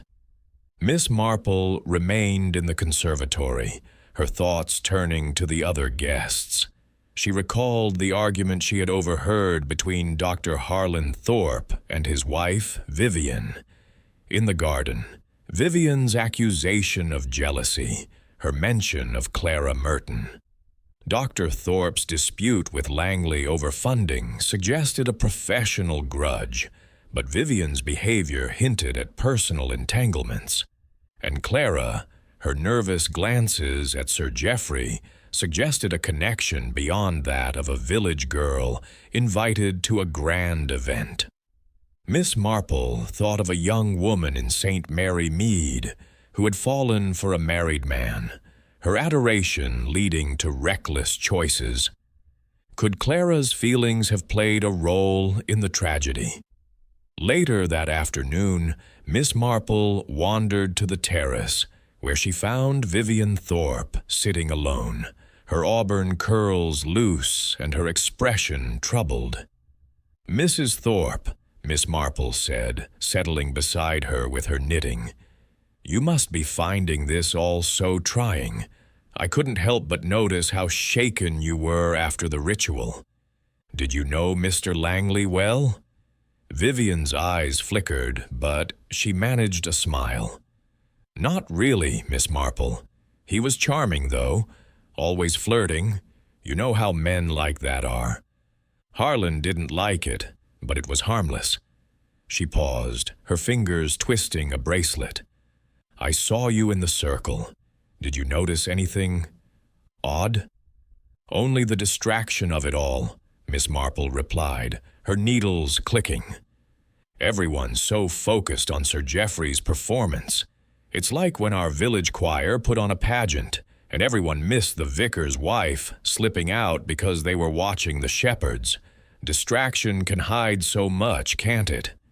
Her smile was gentle, but Vivian's bracelet twisted faster, and Miss Marple wondered if the younger woman knew more than she let on. As evening fell, Miss Marple joined the guests for dinner, a subdued affair in the dining room. Sir Geoffrey was pale, his conversation limited to monosyllables, while Dr. Thorpe spoke of ancient rituals with forced enthusiasm, as if to distract himself. Clara Merton was present, her eyes downcast, and Miss Marple noted the way she avoided looking at Geoffrey, though her hands trembled when he spoke. The meal passed in a haze of polite tension, and Miss Marple retired early, her mind alive with possibilities. In her room, she sat by the window, her knitting idle as she reviewed the clues, the gunpowder residue in the sleeve, the hidden pockets, the absence of a weapon. She pictured the ritual again, Geoffrey's sleeves sweeping over Langley, the crack of the shot blending with the chant. It was a clever trick, she thought, but not infallible. The gun must have been small, easily concealed, and disposed of in the chaos. She thought of the village conjurer again, whose props had been passed to an accomplice in the crowd. Had someone else been involved, or had Geoffrey managed it alone? With a quiet resolve, Miss Marple tucked her knitting away, knowing that the truth was close. The fabric of the crime was unraveling, thread by thread, and she would follow it to its end, as she had so many times before in the quiet lanes of St. Mary Mead. Chapter 8. Piecing the Puzzle. The fourth day at Hayford Manor dawned under a sky heavy with clouds, the air thick with the promise of rain and the lingering weight of suspicion. The grand house, once a beacon of elegance, now felt like a gilded cage, its inhabitants moving through its halls with the cautious tread of those aware they were watched. Miss Jane Marple, her presence as unassuming as a familiar melody, sat in the morning room, her knitting needles clicking rhythmically as she worked on the final rows of the pale blue shawl. Her Victorian spinster's attire, softened by a gray shawl draped over her shoulders, allowed her to blend into the manor's somber atmosphere. Yet her mind was as sharp as ever, piecing together the fragments of a crime that had shattered the illusion of festivity. Inspector Craddock's investigation had tightened its grip, with constables stationed at every exit and a palpable tension among the guests. The great hall, where Richard Langley had fallen during the ritual, remained sealed, its doors guarded by a young officer whose notebook was ever at the ready. Miss Marple, granted the freedom to move about thanks to Lady Eleanor Cresswell's hospitality, had spent the morning reflecting on the clues she had gathered: the gunpowder residue in Sir Geoffrey's sleeve, the hidden pockets in his Babylonian robe, the absence of a weapon in a locked room. Each was a thread in a tapestry she was slowly unraveling, much like the village mysteries of St. Mary Mead, where a misplaced word or a fleeting glance could reveal a hidden truth. The morning room, with its delicate furnishings and view of the rain-dappled gardens, was a haven of quiet amidst the storm of suspicion. Lady Eleanor, her face drawn, and her navy dress a stark contrast to her former priestess's splendor, sat opposite Miss Marple, her hands twisting a lace handkerchief. "Jane," she said, her voice low, "the police are relentless. They've taken Jeffrey's robe for more tests, and they keep asking about that pistol in his study. He swears it was never fired, but they don't believe him." Her eyes, shadowed with worry, sought reassurance. Miss Marple set her knitting in her lap, her expression one of gentle concern. "It's their duty to be thorough, Eleanor," she said softly.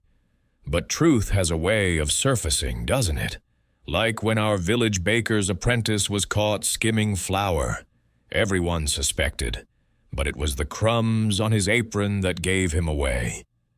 Her tone was light, but her words carried a quiet weight, and Lady Eleanor managed a faint smile, though her hands continued their restless dance. As they spoke, Miss Marple's thoughts returned to the ritual in the great hall. She pictured Sir Geoffrey's sweeping sleeves, the chant that had held the guests' attention, the sharp crack of the shot that had felled Langley. The absence of powder burns on Langley's toga suggested a muffled shot, and the residue in the sleeve pointed to a weapon concealed within its folds. She recalled a saint. Mary Mead incident where a poacher had used a cloth-wrapped rifle to silence a shot, the fabric absorbing the sound and flash. Could Geoffrey's robe have served a similar purpose, with a small pistol fired point-blank during the ritual's climax? Her reverie was interrupted by the arrival of Inspector Craddock, his suit slightly creased from hours of work, his expression grim but determined. "Miss Marple," he said, nodding, "I thought I'd find you here. We've got results from the lab. The gunpowder residue in Sir Geoffrey's sleeve matches the traces found on the hall's carpet. It's not conclusive, but it's damning." He paused, studying her. "You've been thinking about those sleeves, haven't you?" Miss Marple's needles paused, her eyes meeting his with a twinkle of acknowledgement. "They are rather remarkable, Inspector," she said. "So much fabric, so many possibilities. I was reminded of a conjurer in our village who hid a rabbit in his cloak. Everyone watched his hands, but the trick was in the lining. Could a sleeve act as a sort of barrel, muffling a shot?" Her tone was speculative, but Craddock's pen moved swiftly across his notebook. "We're testing that theory," he said. "The robe's inner lining had a faint burn mark, and there's a hidden pocket, small, but large enough for a derringer. No gun yet, though. And that's the puzzle. How do you fire a shot in a locked room and make the weapon vanish?" He rubbed his chin, his frustration evident. Miss Marple nodded, her mind racing. "It's curious, isn't it? Like when our village seamstress hid a stolen brooch in a hem. Nobody thought to look until it fell out during a fitting. Perhaps the gun was passed to someone else in the chaos, or hidden in plain sight." She resumed her knitting, her words planting a seed in Craddock's mind. The inspector excused himself to confer with his team, and Miss Marple decided to take a turn about the manor's grounds, hoping the fresh air might clarify her thoughts. The gardens, damp from a morning drizzle, were fragrant with the scent of wet roses and earth. As she walked, she overheard a heated exchange near the stables, where Dr. Harlan Thorpe and his wife, Vivian, stood in the shadow of a yew hedge. Vivian's voice was sharp, her auburn curls bouncing as she gestured. "Harlan, you can't keep pretending it's nothing. Your argument with Richard wasn't just about the dig. He threatened to ruin you, didn't he?"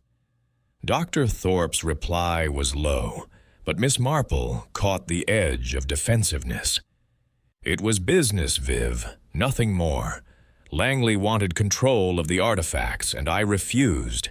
He could bluster all he liked, but I didn't kill him." His tone softened, placating.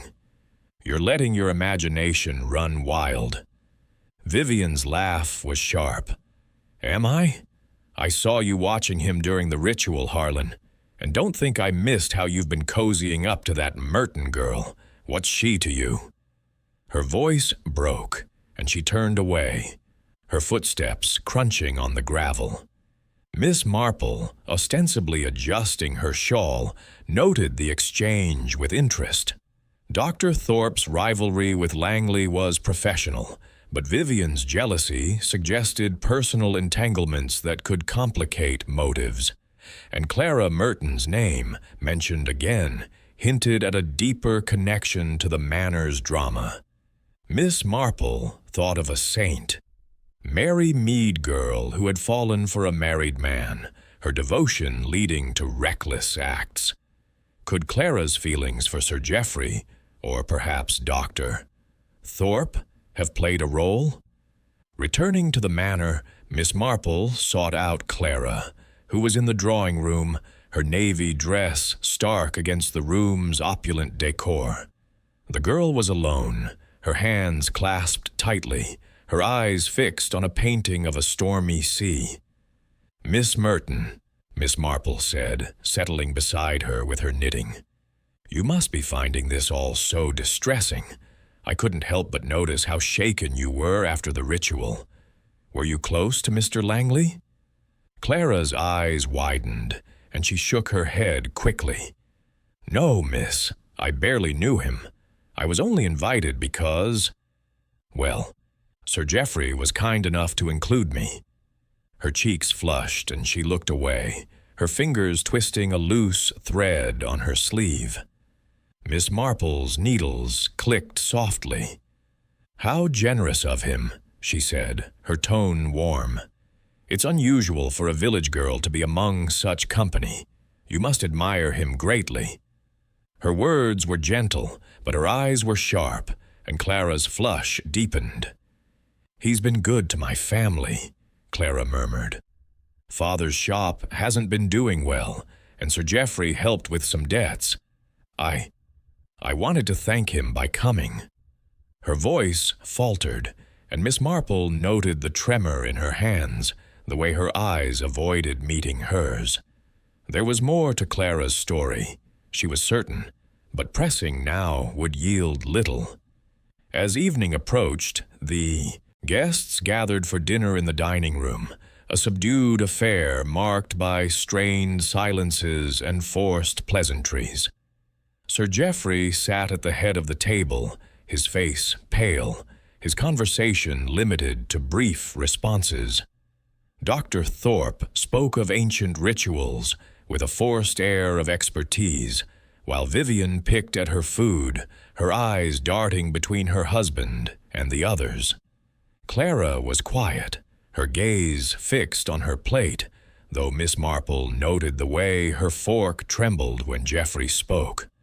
Over coffee, Miss Marple shared a village anecdote, her voice light but deliberate.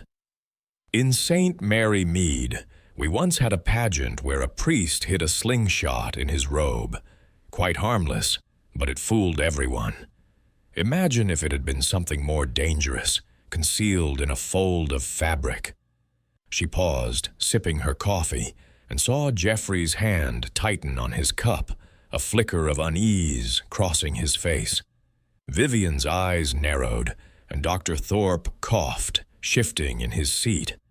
After dinner, Miss Marple sought out Craddock in the library, where he was reviewing reports. "Inspector," she said, settling into a chair, "I've been thinking about that sleeve. If it acted as a barrel, the gun must have been small. A derringer perhaps fired close to Mr. Langley. The ritual's chant and the circle's focus would have masked the sound, and the sleeve could have muffled the flash. But what happened to the gun afterward? Craddock leaned back, his expression thoughtful. "You're thinking like a detective, Miss Marple. We're searching for a hidden compartment in the hall, maybe a loose tile or a hollow in the dais. But your idea about the sleeve? It's plausible. The lab confirmed the burn mark matches the residue type. If Jeffrey fired it, he had to dispose of the gun quickly, with everyone watching. Or someone else took it," Miss Marple suggested, her tone mild. "In our village, a thief once passed a stolen watch to a friend in the crowd, and no one noticed. The chaos after the shot would have been the perfect moment." She paused, her eyes meeting his. "Have you considered Sir Geoffrey's financial troubles? I understand Mr. Langley's lawsuit threatened the estate." Craddock nodded, his pen tapping his notebook. "We're looking into it. There's also a life insurance policy. Langley and Geoffrey had a joint venture, and Geoffrey's the beneficiary. It's a strong motive, but we need the gun to tie it together." He glanced at her, a hint of a smile breaking through. "You've got a knack for this, Miss Marple."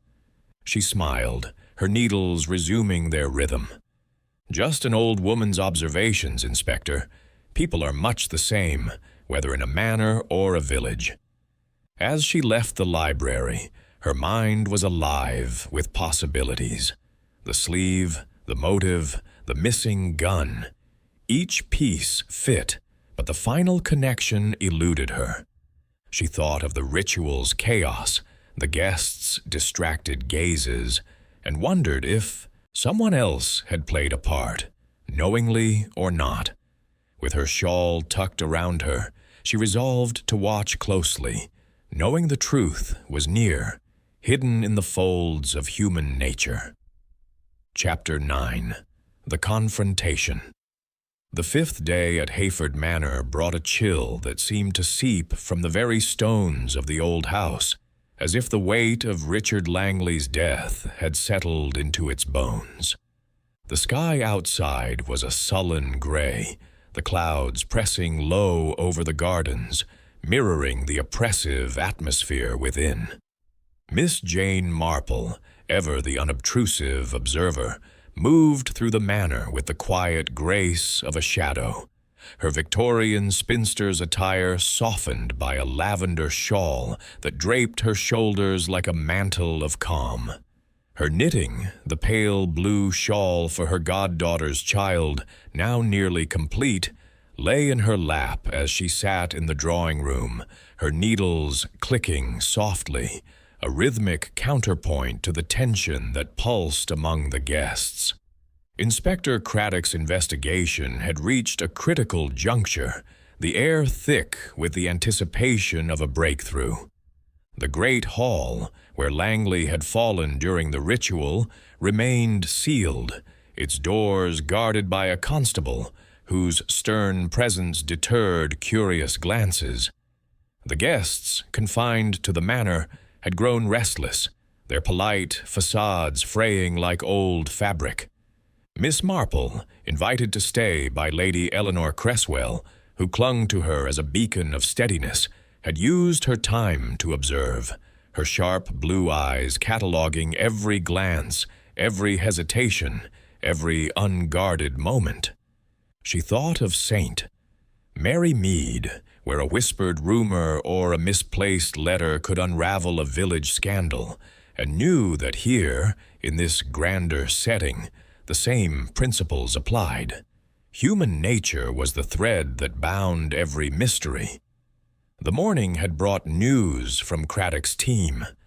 The gunpowder residue in Sir Geoffrey Cresswell's Babylonian robe matched the traces found on the great hall's carpet, and a faint burn mark in the sleeve's lining suggested a weapon fired at close range. The antique pistol from Geoffrey's study, though unloaded, had been sent for further analysis, its role in the crime still uncertain. The absence of the murder weapon remained the puzzle's crux, a missing piece that taunted the inspector's methodical mind. Miss Marple, however, saw in the robe's design a deliberate slight, not unlike the tricks of a village conjurer who had once hidden a stolen watch in a coat's hem, the theft revealed only when a seam gave way. Her thoughts were interrupted by Lady Eleanor, who entered the drawing room with a tray of tea, her hands trembling as she set it down. "Jane, I don't know how you stay so calm," she said, her voice brittle. "Geoffrey's barely spoken since the police took his robe. They think he did it, don't they? But he couldn't, not my son." Her gray dress, devoid of her former priestess's splendor, made her seem frail, her eyes pleading for reassurance. Miss Marple set her knitting aside, her expression one of gentle sympathy. "The police must follow every clue, Eleanor," she said softly. "But truth has a way of rising, like cream in a churn. I remember a case in our village where a farmer was suspected of theft, but it was a hidden pocket in his smock that held the answer. Geoffrey's robe. Those sleeves were so striking, weren't they?" Her tone was conversational, but her words probed, and Lady Eleanor's hands tightened on her handkerchief. "They were part of the ritual," she said quickly. "He wanted it to be dramatic, that's all. Surely you don't think—" Her voice trailed off, and Miss Marple offered a reassuring smile, though her mind was fixed on the sleeve's hidden pocket, the burn mark, the residue. The robe was the key, she was certain, a prop in a deadly performance. As the morning wore on, Miss Marple took a turn through the Manor's library, where she had earlier noticed a volume on ancient rituals marked with Geoffrey's precise handwriting. She leafed through it, her eyes scanning passages about priestly garments used to conceal offerings or weapons in sacred ceremonies. The parallel was striking, and she thought of a saint. Mary Mead, seamstress who had hidden stolen lace in a shawl, the theft uncovered only when a thread unraveled. Here, the thread was the sleeve, and the truth was close. She was joined by Inspector Craddock, who looked weary but resolute. "Miss Marple," he said, closing his notebook, "you've been a step ahead of me, haven't you?" The lab confirmed the burn mark in the sleeve was from a gunshot, and the pocket could have held a small pistol. A derringer, likely, but we still haven't found it, and that's the hitch. His eyes searched hers, seeking the insight he knew she possessed. Miss Marple tilted her head, her expression mild. "It's a clever trick, Inspector, hiding a weapon in plain sight. I recall a village magician who passed a prop to an accomplice during a performance, and no one noticed in the excitement. The chaos after the shot, people screaming, moving about, would have been the perfect moment to dispose of a gun." Her needles resumed their rhythm, but her words carried weight, and Craddock's pen moved swiftly. "We're searching the hall again," he said. "Every tile, every crevice, but I'm starting to think you're right about the sleeve acting as a barrel. The fabric muffled the sound, and the shot was so close it left no powder burns on Langley's toga. Geoffrey's the only one who was near enough, but he denies everything." He paused, his brow furrowing. "There's motive, too. An insurance policy on a joint venture with Langley. Pays out handsomely to Geoffrey now that Langley's dead." Miss Marple nodded, her mind turning to the financial desperation Lady Eleanor had confided. "Money can drive people to desperate acts," she said softly. "In St.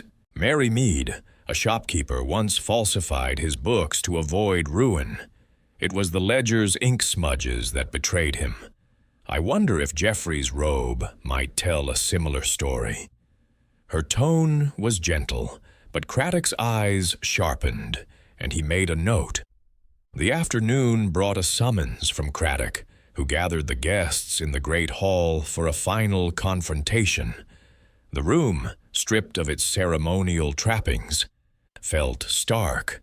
The Idol of Astarte still on its pedestal, its emerald eyes glinting coldly.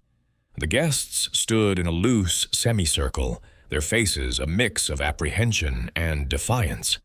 Sir Geoffrey, in a plain suit, looked haggard, his hands clenching at his sides. Dr. Harlan Thorpe, his khaki shirt rumpled, stood beside Vivian, whose auburn curls were pinned tightly, her eyes wary. Clara Merton, in her navy dress, hovered at the edge, her gaze flickering toward Geoffrey with a quiet intensity. Craddock stepped forward, his voice clear and commanding. "We've made progress," he said, his eyes sweeping the group. "The gunpowder residue in Sir Geoffrey's robe matches the traces found here, and a burn mark in the sleeve suggests a weapon was fired through it. The ritual provided the perfect cover. Everyone was watching the performance, distracted by the chant and the gestures. But someone fired a shot, and Mr. Langley died." Geoffrey's face flushed, and he stepped forward, his voice sharp. "This is absurd, Inspector. I was leading the ritual, yes, but I had no gun.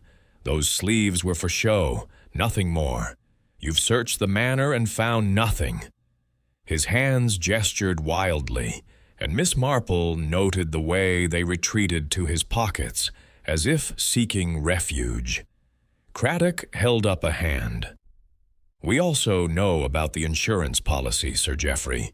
Langley's death means a substantial payout to you, enough to save the estate from that lawsuit. And your robe's hidden pocket was large enough for a derringer, fired point blank during the ritual." His tone was steady, but his eyes were unrelenting. Lady Eleanor gasped, her hand flying to her mouth. "Geoffrey, tell them it's not true." Her voice was a plea, but her son's face hardened, his eyes darting to the idol as if it might offer salvation. Dr. Thorpe spoke up, his voice tense. "Inspector, you're barking up the wrong tree. Geoffrey's no killer. Langley and I had our differences, over funding for my dig, but I was across the circle, holding Vivian's hand. I saw nothing but Geoffrey's sleeves over him." His words were firm, but Miss Marple noted the way Vivian's hand tightened on his arm, her eyes avoiding his. Clara Merton remained silent, her hands clasped so tightly, her knuckles whitened. Miss Marple, standing quietly at the edge, spoke up, her voice soft but clear. "It's remarkable, isn't it, how a performance can hide so much. In St. Mary Mead, we had a conjurer who made a coin vanish by passing it to an accomplice in the crowd. Everyone was so focused on his hands, they missed the exchange. I wonder if something similar happened here. Perhaps not an accomplice, but a moment of chaos that hid the truth." Her eyes met Geoffrey's, and he looked away, his jaw tightening. Craddock seized the moment, producing the Babylonian robe, now sealed in an evidence bag. "This sleeve," he said, pointing to the singed lining, "tells a story. A small pistol, fired through the fabric, would have been muffled, the flash hidden. The bullet, recovered from Langley's body, matches the caliber of a derringer in your collection, Sir Geoffrey, one reported missing from your study after the ritual." Geoffrey's face drained of color, his hands clenching. "That's impossible," he said, his voice hoarse. "I didn't take it. Someone must have stolen it." His eyes darted to the guests, and Miss Marple noted the flicker of panic, the way his gaze lingered on Clara. Vivian spoke up, her voice sharp. "Inspector, you can't seriously think Geoffrey planned this? He's not that clever. And what about Harlan? He and Langley argued bitterly. Maybe he had a reason to want him gone." Her words were accusatory, but her eyes betrayed uncertainty, and Dr. Thorpe's face reddened. "Enough, Viv," he snapped. "I had no gun, and I was nowhere near Langley. You're making a fool of yourself." Craddock's gaze shifted to Miss Marple, as if inviting her to speak. She stepped forward, her knitting tucked under her arm, her voice calm but piercing. "It's the distraction that matters, isn't it? The ritual was so absorbing, everyone watching Sir Geoffrey, his sleeves sweeping like a curtain. In our village, a thief once hid a stolen ring in a bouquet, passed it off during a dance. The gun could have been slipped away in the chaos, perhaps dropped into a pocket or hidden in the dais itself." Her eyes lingered on the pedestal, and Craddock followed her gaze, his expression sharpening. He signaled to a constable, who approached the dais and began examining it closely. After a moment, the officer pried up a loose tile, revealing a small compartment beneath. Inside lay a derringer, its barrel faintly scorched. A murmur ran through the room, and Geoffrey's face crumpled, his shoulders sagging. "I didn't mean for it to happen," he said, his voice breaking. "It was impulse. Langley was ruining me, the estate, everything, the insurance money. I thought it would save us. I hid the gun in the sleeve, fired during the ritual. The chaos let me slip it under the tile." His confession spilled out, raw and desperate, and Lady Eleanor sobbed, her hands covering her face. Miss Marple nodded, her expression somber. "Human nature, Inspector," she said softly. "It's always the same, whether in a manor or a village. Greed and desperation, cloaked in a moment's drama." Her needles resumed their rhythm, a quiet coda to the revelation. As Craddock led Geoffrey, away the guests dispersed, their faces a mix of shock and relief. Miss Marple remained, her gaze on the Idol of Astarte, its emerald eyes impassive. The truth had surfaced, as she knew it would, not through curses, but through the frailties of the human heart. Chapter 10. Reflections at Home. The train from Hayford Manor to St. Mary Mead rattled through the autumn countryside, the fields a patchwork of gold and russet under a pale October sky. Miss Jane Marple sat by the window, her knitting in her lap, the pale blue shawl now complete and carefully folded in her reticule.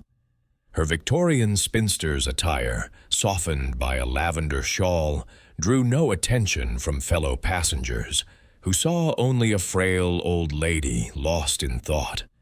But her mind was far from idle, turning over the events of the past week at Hayford Manor, where the grand costume ball had ended in tragedy and revelation.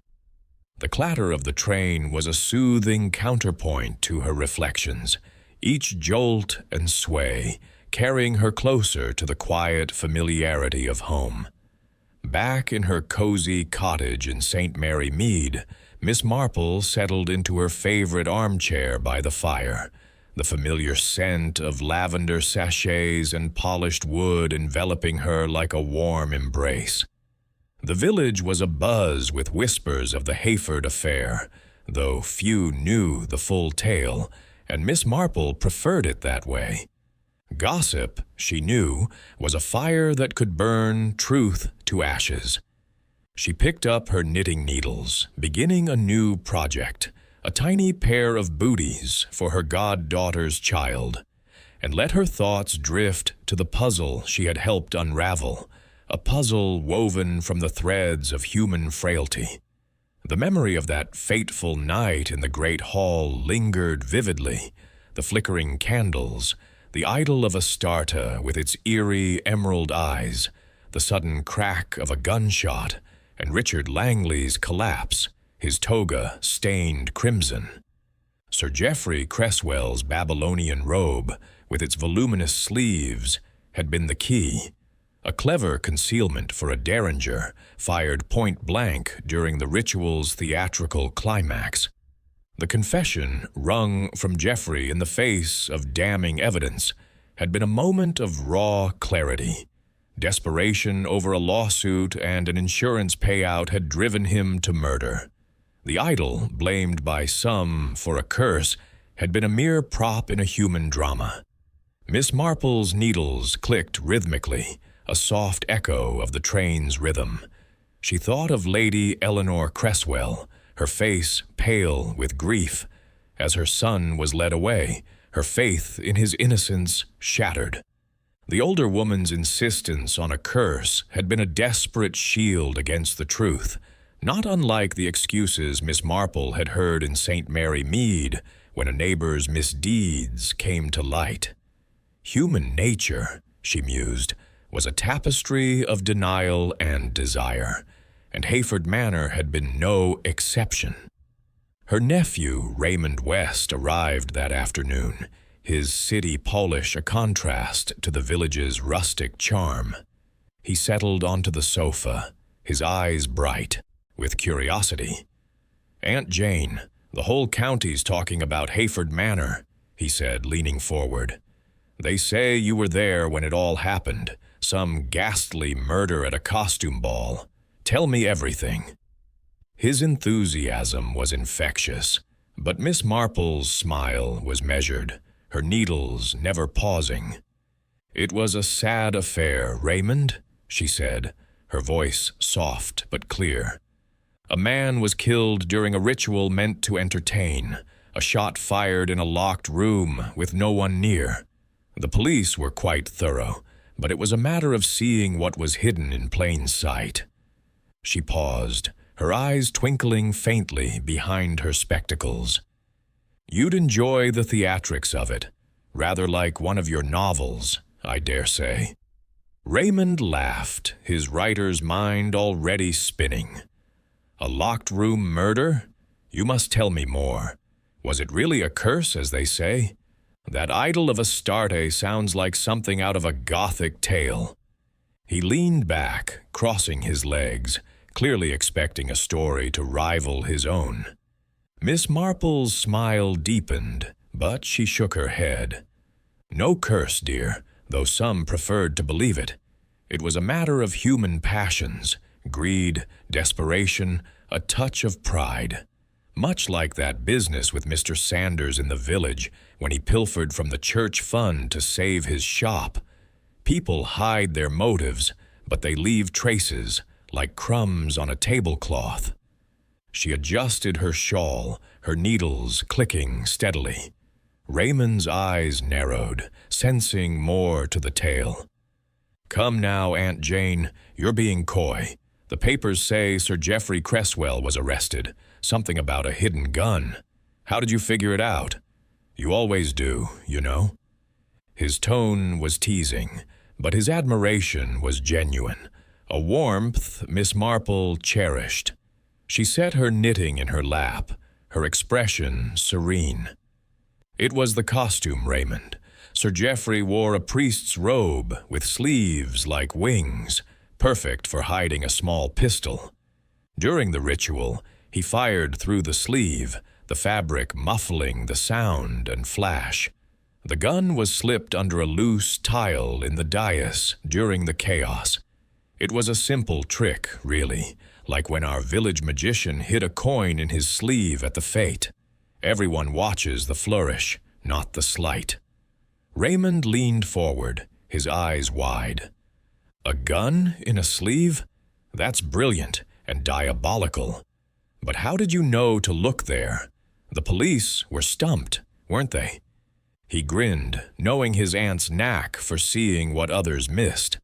Miss Marple's needles resumed their dance, her voice calm. "The police are thorough, dear, but they focus on evidence, gunpowder, bullets, alibis. I watch people. Sir Geoffrey's manner was too controlled, like Mr. Higgs when he was caught selling short measures. And those sleeves, they were too deliberate, like a seamstress hiding stolen lace in a hem. I suggested to Inspector Craddock that he check the robe's lining, and there it was. A burn mark, a hidden pocket, The rest fell into place. Raymond shook his head, marveling. You make it sound so simple, Aunt Jane, but what about motive? The papers hint at money troubles, some lawsuit with Langley. Was that it? He leaned closer, his writer's curiosity insatiable. Miss Marple nodded, her eyes distant. Money, yes. Sir Geoffrey faced ruin from a lawsuit with Mr. Langley over land rights. An insurance policy on a joint venture made Langley's death profitable. It's an old story. Raymond.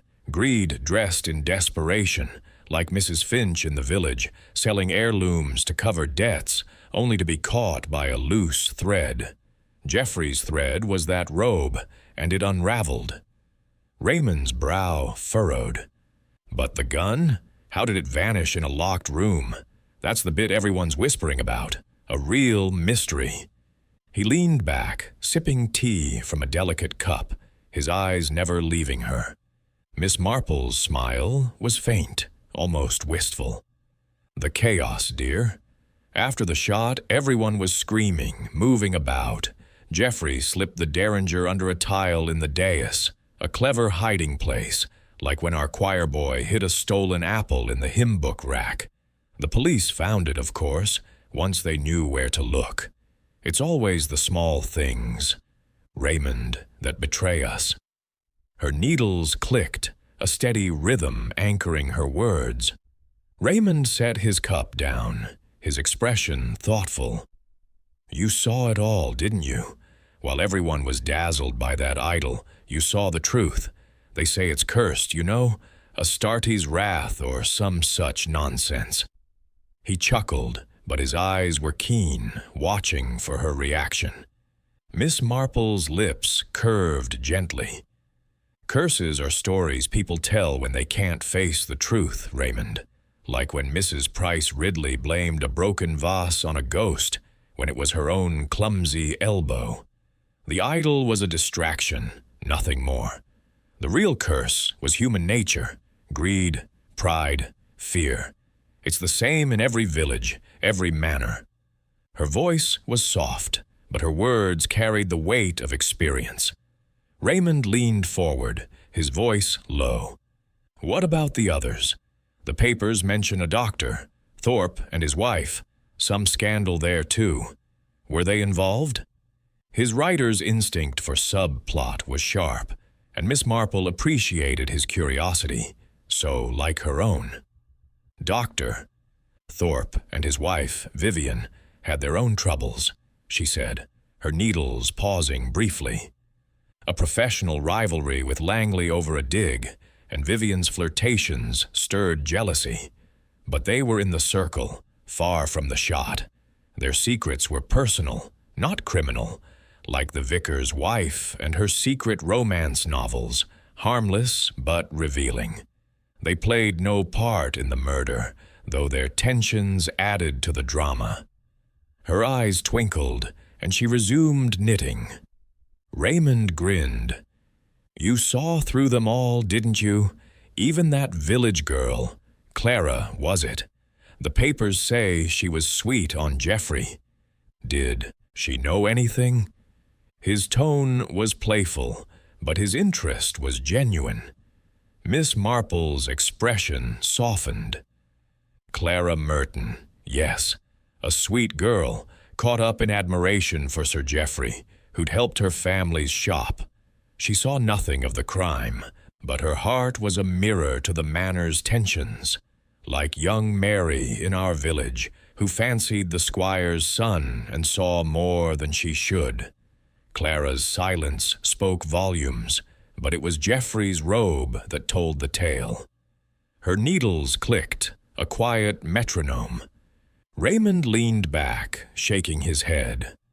Aunt Jane, you're a marvel. The police had all their gadgets, but you solved it with a glance at a sleeve. What happened to the idol? They say it's gone to a museum. His eyes sparkled, sensing a final twist. Miss Marple nodded, her smile serene. The idol was donated to a museum, where it belongs. Its so-called curse was a tale to mask human failings, like the ghost stories our village children tell about the old mill. The real story was in the people. Geoffrey's desperation, Langley's ambition, the manor's fading glory. It's always the people. Raymond. Her voice was gentle, her eyes distant, seeing the patterns of human nature as clearly as the stitches in her knitting. As Raymond rose to leave, promising to visit again soon, Miss Marple settled back in her chair, her needles resuming their dance. The fire crackled softly, and outside, the village lay quiet under the autumn dusk. The Hayford affair was over, its secrets laid bare. But Miss Marple knew more puzzles awaited.